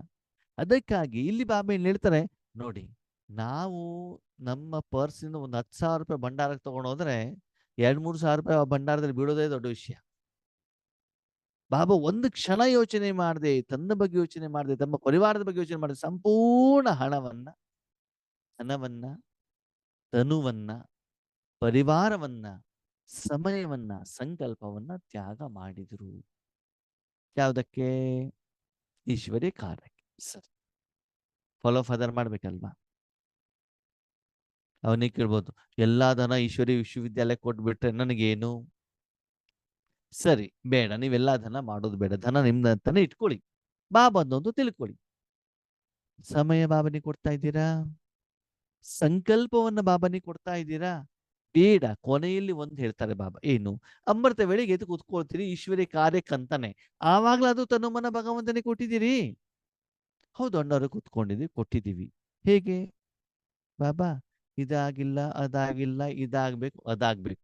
ಆವಾಗ್ಲೂ ಕೂಡ ಸಂಪೂರ್ಣವಾಗಿ ಅವನ ಕಾರ್ಯಕ್ಕೆ ನಮ್ಮ ಮನಸ್ಸನ್ನ ಕೊಡ್ತಾ ಇಲ್ಲ, ತನುವನ್ನು ಕೊಡ್ತಾ ಇಲ್ಲ. ಯಾವ್ದೋ ಕೊಡ್ತಿದೀವಿ, ನನ್ನ ಕೆಲಸಕ್ಕೆ ನೀನು ಸಹಯೋಗ ಕೊಡು, ಇದನ್ನು ಸರಿ ಮಾಡಿಕೊಡು, ಇದು ಇಲ್ಲಿವರೆಗೆ ಆಗಿದೆ, ಇಲ್ಲಿವರೆಗೆ ನಿಂತಿದೆ, ಇದನ್ನು ಸರಿ ಮಾಡಿ ಅಂದ್ರೆ, ಶಾರೀರಿಕವಾಗಿ ಈಶ್ವರ್ಯ ಕಾರ್ಯಕ್ಕಂತ ಕುಳಿತುಕೊಂಡರೂ ಕೂಡ ಮನಸ್ಸು ಬುದ್ಧಿ ಸ್ವಹಿತಾಸಕ್ತಿಯಲ್ಲೇ ಇದೆ. ಸ್ವ ಉದ್ಧಾರಕ್ಕೂ ಹೋಗು, ಸ್ವ ಉದ್ಧಾರ ಅಥವಾ ಆತ್ಮಕ್ಕಾದ್ರೆ ತೊಂದರೆ ಇಲ್ಲ. ಶರೀರ, ಧನ, ಜನ ಇದರ ಬಗ್ಗೆನೇ ಇದೆ, ಇಲ್ಲ ಹೆಸರು ಕೀರ್ತಿಯ ಬಗ್ಗೆ ಇದೆ ಅಲ್ವಾ? ಹಾಗೆ ನೀವು ಎಲ್ಲಿ ಎಷ್ಟು ಸಮಯ ಬಾಬನಿಗೆ ನೀವು ಸಮರ್ಪಣೆ ಮಾಡ್ದಂಗಾಯ್ತು? ಏನು ತ್ಯಾಗ ಮಾಡ್ದಂಗಾಯ್ತು? ಹೇಳ್ತೀವಿ, ಈರುಳ್ಳಿ ಬೆಳ್ಳುಳ್ಳಿ ತ್ಯಾಗ ಮಾಡಿದ್ದೀವಿ, ನಿದ್ರೆಯನ್ನ ತ್ಯಾಗ ಮಾಡಿದ್ದೀವಿ, ಊರು ಸುತ್ತೋದನ್ನ ತ್ಯಾಗ ಮಾಡಿದ್ದೀವಿ. ಸರಿ, ಯಾರು ಉದ್ಧಾರಕ್ಕೆ? ಮಕ್ಕಳು ರಾತ್ರಿ ನಿದ್ದೆಯನ್ನು ತ್ಯಾಗ ಮಾಡಿ ಓದ್ತಾರೆ, ಸಂಬಳ ಬಂದ ಬೇರೆಯವರು ಕೊಡ್ತಾರ? ಇಲ್ಲ ತಾನೆ, ಹಣ ಬಂದು ಅವರೇ ತಾನೇ ಉಪಯೋಗ ಮಾಡೋದು. ಅಥವಾ ನಿಮ್ಮ ಹಣ ಏನಾದ್ರು ಶಿವಬಾಬಾ ತಗೊಂಡು ಹಣ್ಣು ಏನಾದ್ರು ತಿಂತಾರ, ಅಥವಾ ಬಂಗಾರ ಹಾಕೊಳ್ತಾರ? ಇಲ್ಲವಲ್ಲ. ನಿಮ್ಮ ಒಳ್ಳೆಯದಕ್ಕೆ ತಾನೇ, ನಿಮ್ಮ ಕಲ್ಯಾಣಕ್ಕೆ ತಾನೇ ನೀವು ಮಾಡ್ತಾ ಇರೋದು. ಅದಕ್ಕಾಗಿ ಬಾಬಾ ಏನ್ ಹೇಳ್ತಾರೆ, ಮಕ್ಕಳೇ ನಿಮ್ಗೆ ಎಷ್ಟು ಬೇಕೋ ಅಷ್ಟು ತ್ಯಾಗ ಮಾಡ್ಬೇಕಾಗ್ತದೆ. ನೋಡಿ, ನಮ್ಮ ಬಾಬಾ ಯಜ್ಞಕ್ಕೆ ಕೊಟ್ಟರು ಕೂಡ ಆ ಯಜ್ಞದ ಆ ಹಣದಿಂದನೇ ಅವ್ರು ಜೀವನ ಮಾಡ್ತಿದ್ರು, ಆದ್ರೆ ನಂದಲ್ಲ, ಬಾಬಂದು. ಅದಕ್ಕೆ ಬಾಬಾ ಸುಂದರವಾದ ಮಾತನ್ನ ಹೇಳ್ತಾರೆ. ಸರಿ, ನಾನು ಶಾರೀರಿಕವಾಗಿ ನನ್ನ ಧನವನ್ನ ಈಶ್ವರ್ಯ ಕಾರ್ಯ ಕೊಟ್ಟಿದ್ದೆ, ಮಮ್ಮಾರವರಿಗೆ ನಿಮಿತ್ತ ಮಾಡಿದೆ, ಓಕೆ, ಓಂ ಮಂಡಳಿಯನ್ನು ಸ್ಥಾಪನೆ ಮಾಡಿದೆ. ಸರಿ, ನೀವು ಶಾರೀರಿಕವಾಗಿ ಮಾಡೋದು ಬೇಡ, ಮಾನಸಿಕವಾಗಿ ಮಾಡ್ಬೋದಲ್ವಾ? ಭಗವಂತ ನನ್ನ ಹೆಸರಿನಲ್ಲಿ ಇವತ್ತು ಏನು ಸ್ಥೂಲ ಪ್ರಾಪರ್ಟಿಗಳಿದ್ದಾವೆ, ಬ್ಯಾಂಕ್ ಬ್ಯಾಲೆನ್ಸ್ ಇದ್ದಾವೆ, ನಾನು ಶರೀರ ಬಿಟ್ಟ ಮೇಲೆ ಅದು ನಿಂದೆ, ನಂದಲ್ಲ, ನೀನು ಅದನ್ನ ಎದ್ದಕ್ಕೆ ಉಪಯೋಗ ಮಾಡ್ಕೋ. 1 ರೂಪಾಯಿ ಬಂದ್ರೂ ಕೂಡ ನಿಂದೇನೆ, 1 ರೂಪಾಯಿ ಹೋದ್ರೂ ಕೂಡ ನಿಂದೇನೆ. ಹೀಗೆ ನೀವು ಸ್ಥೂಲವಾಗಿ ಆ ಪ್ರಪಂಚದಲ್ಲಿ ಇದ್ರೂ ಕೂಡ ಸರ್ವ ಆಸ್ತಿಗಳಿಗೆ ಆಗು ಹೋಗುಗಳಿಗೆ ಜವಾಬ್ದಾರಿ ಯಾರ್ದನ್ನ ಮಾಡಬೇಕು? ಬಾಬರವ್ರನ್ನ ಮಾಡಿದ್ದೀರಾ? ಆದ್ಮೇಲೆ ನಿಮ್ಮ ಮನಸ್ಸಿಗೆ ಕೇಳ್ಕೊಡಿ. ಮನಸ್ಸನ್ನ ಈಶ್ವರ್ಯ ಕಾರ್ಯಕ್ಕೆ, ಮನಸಾ ಸೇವೆಗೆ ಒಪ್ಪಿಸ್ತಾ ಇದ್ದೀರಾ? ಇದನ್ನು ಕೂಡ ಏನ್ ಮಾಡ್ಕೊಳ್ಳಿ, ಚೆಕ್ ಮಾಡ್ಕೊಳ್ಳಿ. ಅದಕ್ಕಾಗಿ ಸಮಯದ ಅನುಸಾರ, ಸಮಸ್ಯೆ ಅನುಸಾರ ತ್ಯಾಗ ಮಾಡೋದು ದೊಡ್ಡ ವಿಷಯ. ತ್ಯಾಗ ಯಾವಾಗ ಗೊತ್ತಾ? BTS ಬಸ್ಸಲ್ಲಿ ಇದ್ದಾರೆ, ಬೆಂಗಳೂರಲ್ಲಿ ತುಂಬಾ ರಶ್ ಇದೆ, ಅಣ್ಣವರೇ ನಿಂತ್ಕೊಂಡ್ಬಿಟ್ಟು ಬಂದ್ಬಿಟ್ವಿ. ಹೌದು, ಸೀಟ್ ಇರ್ಲಿಲ್ಲ, ನಿಂತ್ಕೊಂಡು ಬಂದಿದ್ದೀರಾ. ಗ್ರೇಟ್ ಯಾವಾಗ ಅಂತಂದ್ರೆ, ನೀವು ಅಡ್ವಾನ್ಸ್ ಆಗಿ ರಿಸರ್ವೇಶನ್ ಮಾಡಿ ನಿಮ್ ಸೀಟ್ ಇದ್ರೂ ಕೂಡ ಆ ಸೀಟಲ್ಲಿ ನೀವು ಕೂತ್ಕೊಳ್ಳೋದೇನೆ, ಯಾರೋ ಮಹಿಳೆ, ಯಾರೋ ಪ್ರೆಗ್ನೆಂಟ್ ಇದ್ದಾರೆ, ವಯಸ್ಸಿದ್ದಾರೆ, ಅವರಿಗೆ ಸೀಟನ್ನು ಕೊಟ್ಟು ನೀವು ನಿಂತ್ಕೊಂಡು ಬಂದಿದ್ದು ಅದಕ್ಕೆ ತ್ಯಾಗ ಅಂತ ಹೇಳ್ತಾರೆ. ಮಜಾ ಏನು ಗೊತ್ತಾ? ಯಾವುದೊಂದು ಬಸ್ ಇರ್ತದೆ ಅಂತ ತಿಳ್ಕೊಳ್ಳಿ, AC ಬಸ್ಸು, ಅದ್ರಲ್ಲಿ ದುಡ್ಡು ಕೊಡ್ಬೇಕಾಗತ್ತಲ್ಲ ಅಂತ ಹೇಳ್ಬಿಟ್ಟು ಏನ್ ಮಾಡ್ತಾರೆ, ಫ್ರೀ ಅಂತ ನಿಂತ್ಕೊಂಡಾದ್ರೂ ಬರ್ತಾರೆ. ಇಲ್ಲ, ನಾವು ತ್ಯಾಗ ಮಾಡಿದ್ವಿ. ಇದೆಲ್ಲಿಂದ ತ್ಯಾಗ ಆಯ್ತು ಅಲ್ವಾ? ಅದಕ್ಕೆ ಬಾಬಾ ಸುಂದರವಾದ ಮಾತನ್ನ ಹೇಳ್ತಾರೆ, ಇಲ್ಲದೆ ಇದ್ದಾಗ ತ್ಯಾಗ ಮಾಡೋದು ದೊಡ್ಡ ವಿಷಯ ಅಲ್ಲ, ಇದ್ದಾಗ ಏನ್ ಮಾಡ್ಬೇಕು, ತ್ಯಾಗ ಮಾಡೋದು ಅಲ್ವಾ? ಅದಕ್ಕೆ ಹೇಳ್ತಿದ್ರು, ಹಲ್ಲಿಲ್ದಿದ್ದವನು ನಾನು ಊಟ ಮಾಡಲ್ಲ ಅಂತ ಹೇಳಿದಂತೆ, ಯಾಕಂದ್ರೆ ಅವನಿಗೆ ಜಗಿಲಿಕ್ಕೆ ಆಗೋದಿಲ್ಲ.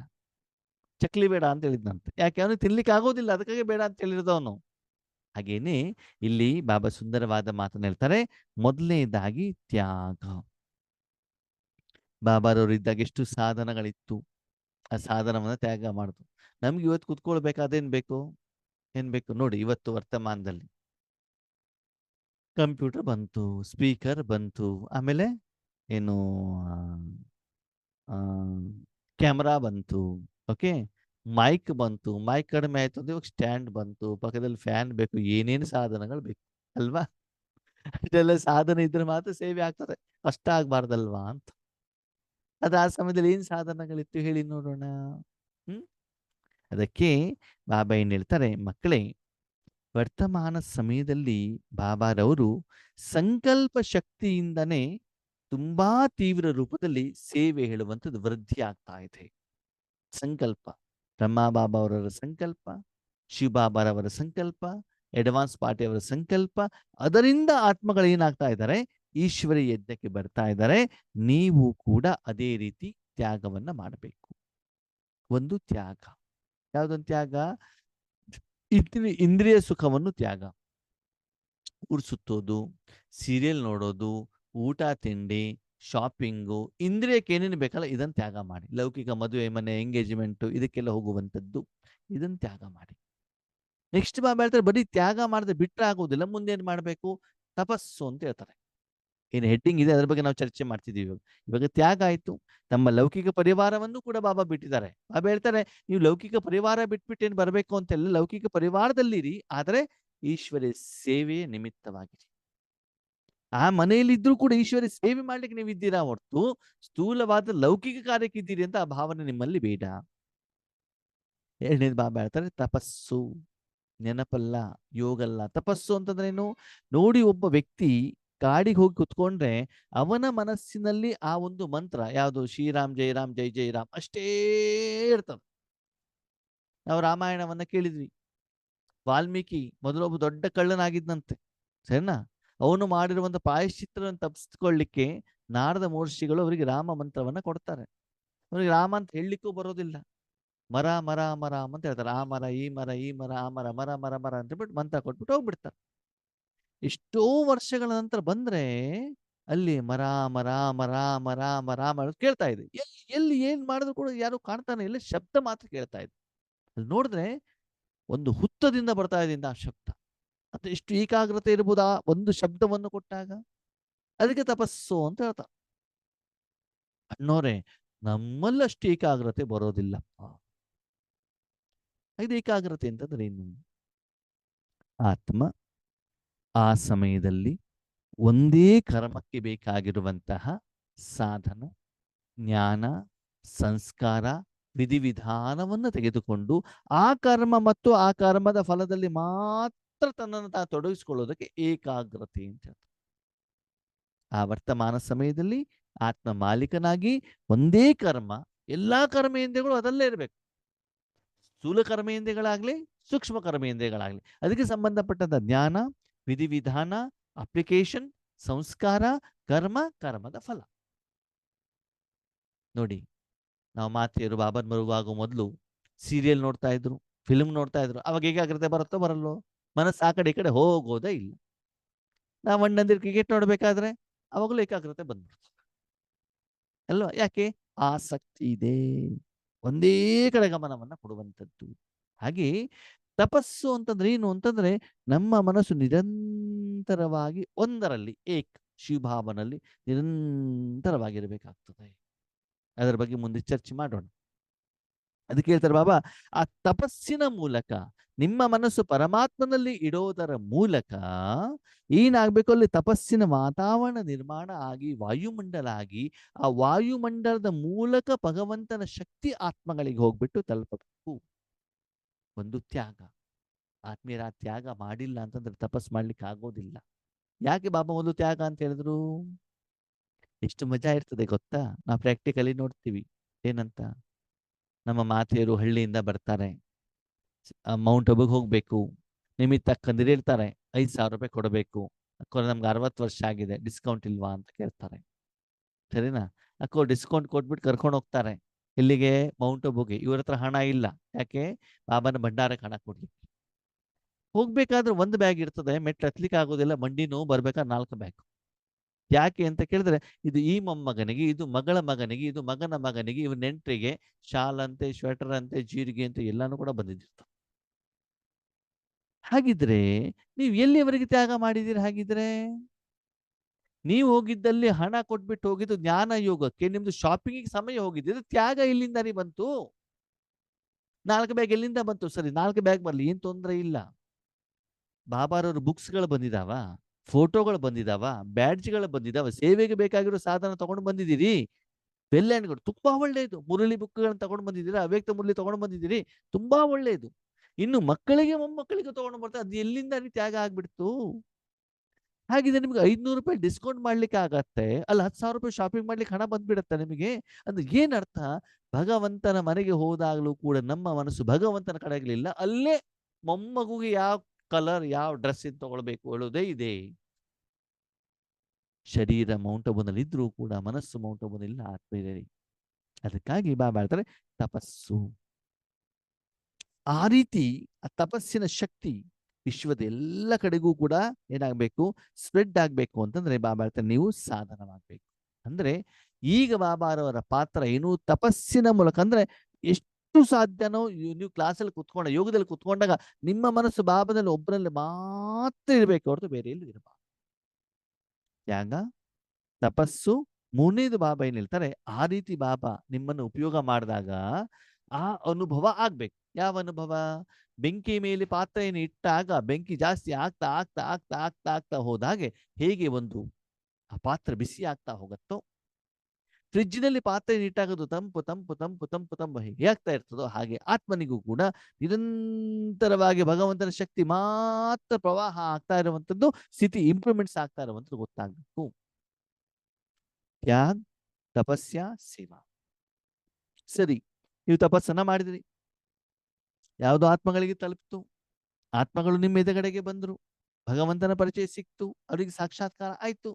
ಅದು ಆದಾಗ ನಾನು ಮಾಡದೆ ಅಂತ ಬರಬಹುದು. ಅದು ಸೇವೆ ಅಷ್ಟೇ. ಅದು ಭಗವಂತ ಮಾಡಿರೋದು, ನೀವು ಸಾಧನ ಆಗಿದ್ದೀರಿ ಅಷ್ಟೇನೆ, ಬಿಟ್ರೆ ನಾನು ಮಾಡಿದ್ದೀನಿ ಹೇಳುವಂತ ಭಾವ ಬರಕೂಡದು. ಹಾಗಾಗಿ ತ್ಯಾಗ, ತಪಸ್ಸು ಮತ್ತು ಸೇವೆ, ಈ ಮೂರನ್ನು ನೀವೇನ್ ಮಾಡಬೇಕಾಗ್ತದೆ, ಇನ್ಮೇಲೆ ಈ ಪ್ರಪಂಚಕ್ಕೆ ಕೊಡಬೇಕಾಗ್ತದೆ. ಅದಕ್ಕಾಗಿ ಎಲ್ಲರಿಗೂ ಕೂಡ ಬಾಬಾ ಏನ್ ಹೇಳ್ತಾರೆ, ಈ ರೀತಿಯ ಅನುಭವವನ್ನ ಮಾಡಿಸ್ಬೇಕು. ಅದರ ಪರಿಣಾಮ ಏನು? ಮಕ್ಕಳೇ ನೋಡಿ, ಮೌಂಟ್ ಅಬುಗೆ ಹೆಡ್ ಆಫೀಸಿಗೆ ಜ್ಞಾನ ಸರೋವರನೇ ಇರ್ಬೋದು, ಪಾಂಡವನ ಇರ್ಬೋದು, ಶಾಂತಿವನನೇ ಇರ್ಬೋದು, ತುಂಬಾ ಜನ ಆತ್ಮಗಳು ಹೋಗ್ತಾರೆ. ಬಾಬಾನ ಮಕ್ಕಳು ಹೋಗ್ತಾರೆ, ಲೌಕಿಕದವರು ಹೋಗ್ತಾರೆ. ಜ್ಞಾನ ಎಷ್ಟು ಜನರಿಗೆ ಅರ್ಥ ಆಗುತ್ತೋ ಬಿಡುತ್ತೋ ಬೇರೆ ಪ್ರಶ್ನೆ. ಊಟ ತಿಂಡಿ ಮಾಡ್ಕೊಂಡು ಬರ್ತಾರೆ. ಆದ್ರೆ ಅಲ್ಲಿರುವಂತ ಆತ್ಮಗಳು ಪರಮಾತ್ಮನ ಮೂಲಕ ಮಾಡಿರುವಂತ ತಪಸ್ಸಿನ ಪ್ರಭಾವದಿಂದ ಏನು ವಾಯುಮಂಡಲ ರೆಡಿ ಆಗಿದೆ, ಅದಕ್ಕೇನ್ ಹೇಳ್ತಾರೆ, ಶಾಂತಿ ಮಾತ್ರ ಚೆನ್ನಾಗಿದೆಯಪ್ಪ. ಇಲ್ಲಿ ನಾವು ಯೋಗ ಮಾಡಬೇಕಾದಂತ ಅನಿವಾರ್ಯತೆ ಇಲ್ಲ, ಸಹಜವಾಗಿ ಯೋಗ ಆಗ್ಬಿಡ್ತದೆ. ಎಲ್ಲಿಂದ ಆಗ್ತದೆ? ಎಲ್ಲಿಂದನೂ ರೆಡಿ ಇದೆಯಲ್ಲ. ಹೌದಣ್ಣವ್ರೆ, ನಮ್ಮ ಮನೇಲಿ ಏನಾಗತ್ತೆ ಗೊತ್ತಾ? ಏನಾಗತ್ತೆ? ಬೆಳಿಗ್ಗೆ ಏಳ್ಬೇಕು, ಕಸ ಗುಡಿಸ್ಬೇಕು, ನೆಲ ಒರೆಸ್ಬೇಕು, ಪಾತ್ರೆ ತೊಳಿಬೇಕು, ನೀರ್ ತರಬೇಕು, ಅಡಿಗೆ ಮಾಡಬೇಕು, ತರಕಾರಿ ಹೆಚ್ಚಬೇಕು. ಆಮೇಲೆ ಎಲ್ಲರಿಗೂ ಊಟ ಬಡಿಸಿದ ಮೇಲೆ ನಾವು ಊಟ ಮಾಡೋಕೆ ಇಷ್ಟೆಲ್ಲ ಕಷ್ಟಪಡ್ತೀವಿ. ಹೌದಾ? ಮೌಂಟ್ ಅಬ್ಬಕ್ಕೆ ಹೋದಾಗ ಏನು ಮಾಡೋದಿಲ್ಲ ಅಣ್ಣರೇ.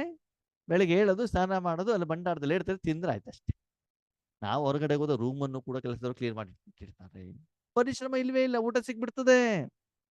ಹಾಗೆ ಅಲ್ಲೂ ಕೂಡ ಅಲ್ಲಿರುವಂತ ಅತಿರಥ ಮಹಾರಥಿ ಆತ್ಮಗಳು, ನಿಮ್ಮಂತ ಬಾಬನ ಮಕ್ಕಳು, ಅಡ್ವಾನ್ಸ್ ಪಾರ್ಟಿಯವರು, ಬಾಬ್ ದಾದಾರವರು ಅಲ್ಲಿ ಏನು ತಪಸ್ಸಿನ ವಾತಾವರಣದಲ್ಲಿ ಇದ್ದೀರಿ, ಆವಾಗ ನಿಮ್ಗೆ ಏನಾಗತ್ತೆ, ಅಲ್ಲಿ ವಾತಾವರಣದ ಅನುಭವ ನಿಮಗೆ ಆಗತ್ತೆ.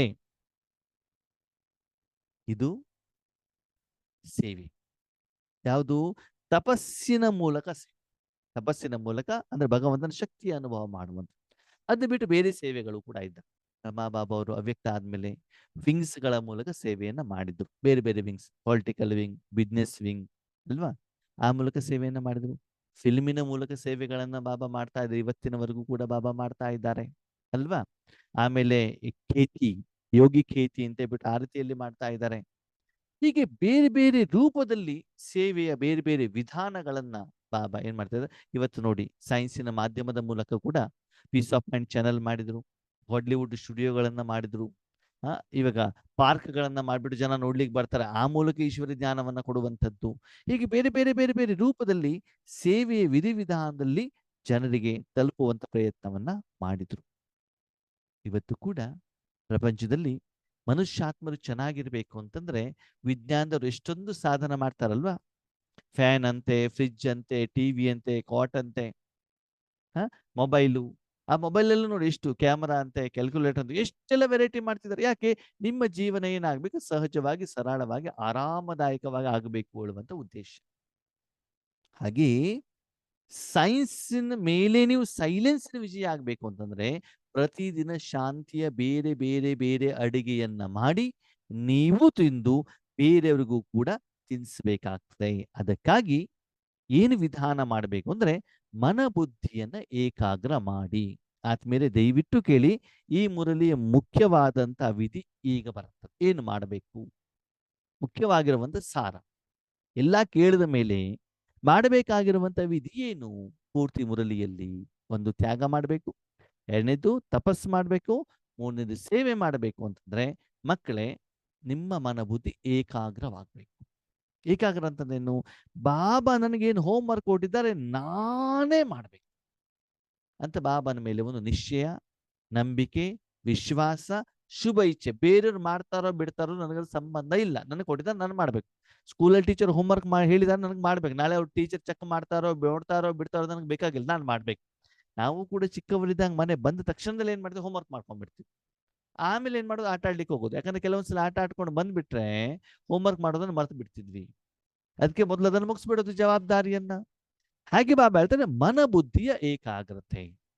ಆ ಏಕಾಗ್ರತೆಯ ಫಲ ಹೇಗಿರಬೇಕು ಅಂತ ಬಾಬಾ ಹೇಳ್ತಾರೆ, ವಿಶ್ವದಲ್ಲಿ ಪರಮಾತ್ಮನ ಶಕ್ತಿಗೋಸ್ಕರ ಯಾವ ಒಂದು ಭಕ್ತರು ಬೊಬ್ಬೆ ಇಡ್ತಾ ಇದ್ದಾರೆ, ಕೂಗ್ತಾ ಇದ್ದಾರೆ, ಪೂಜೆ ಪುನಸ್ಕಾರಗಳನ್ನ ಮಾಡ್ತಾ ಇದ್ದಾರೆ, ಯಜ್ಞ ಯಾಗಾದಿಗಳನ್ನ ಮಾಡ್ತಿದ್ದಾರೆ, ತಮ್ಮ ಸಂಕಷ್ಟಗಳನ್ನ ಹೇಳ್ತಾ ಇದ್ದಾರೆ, ಕೇಳ್ತಾ ಇಲ್ವಾ ನಿಮಗೆ?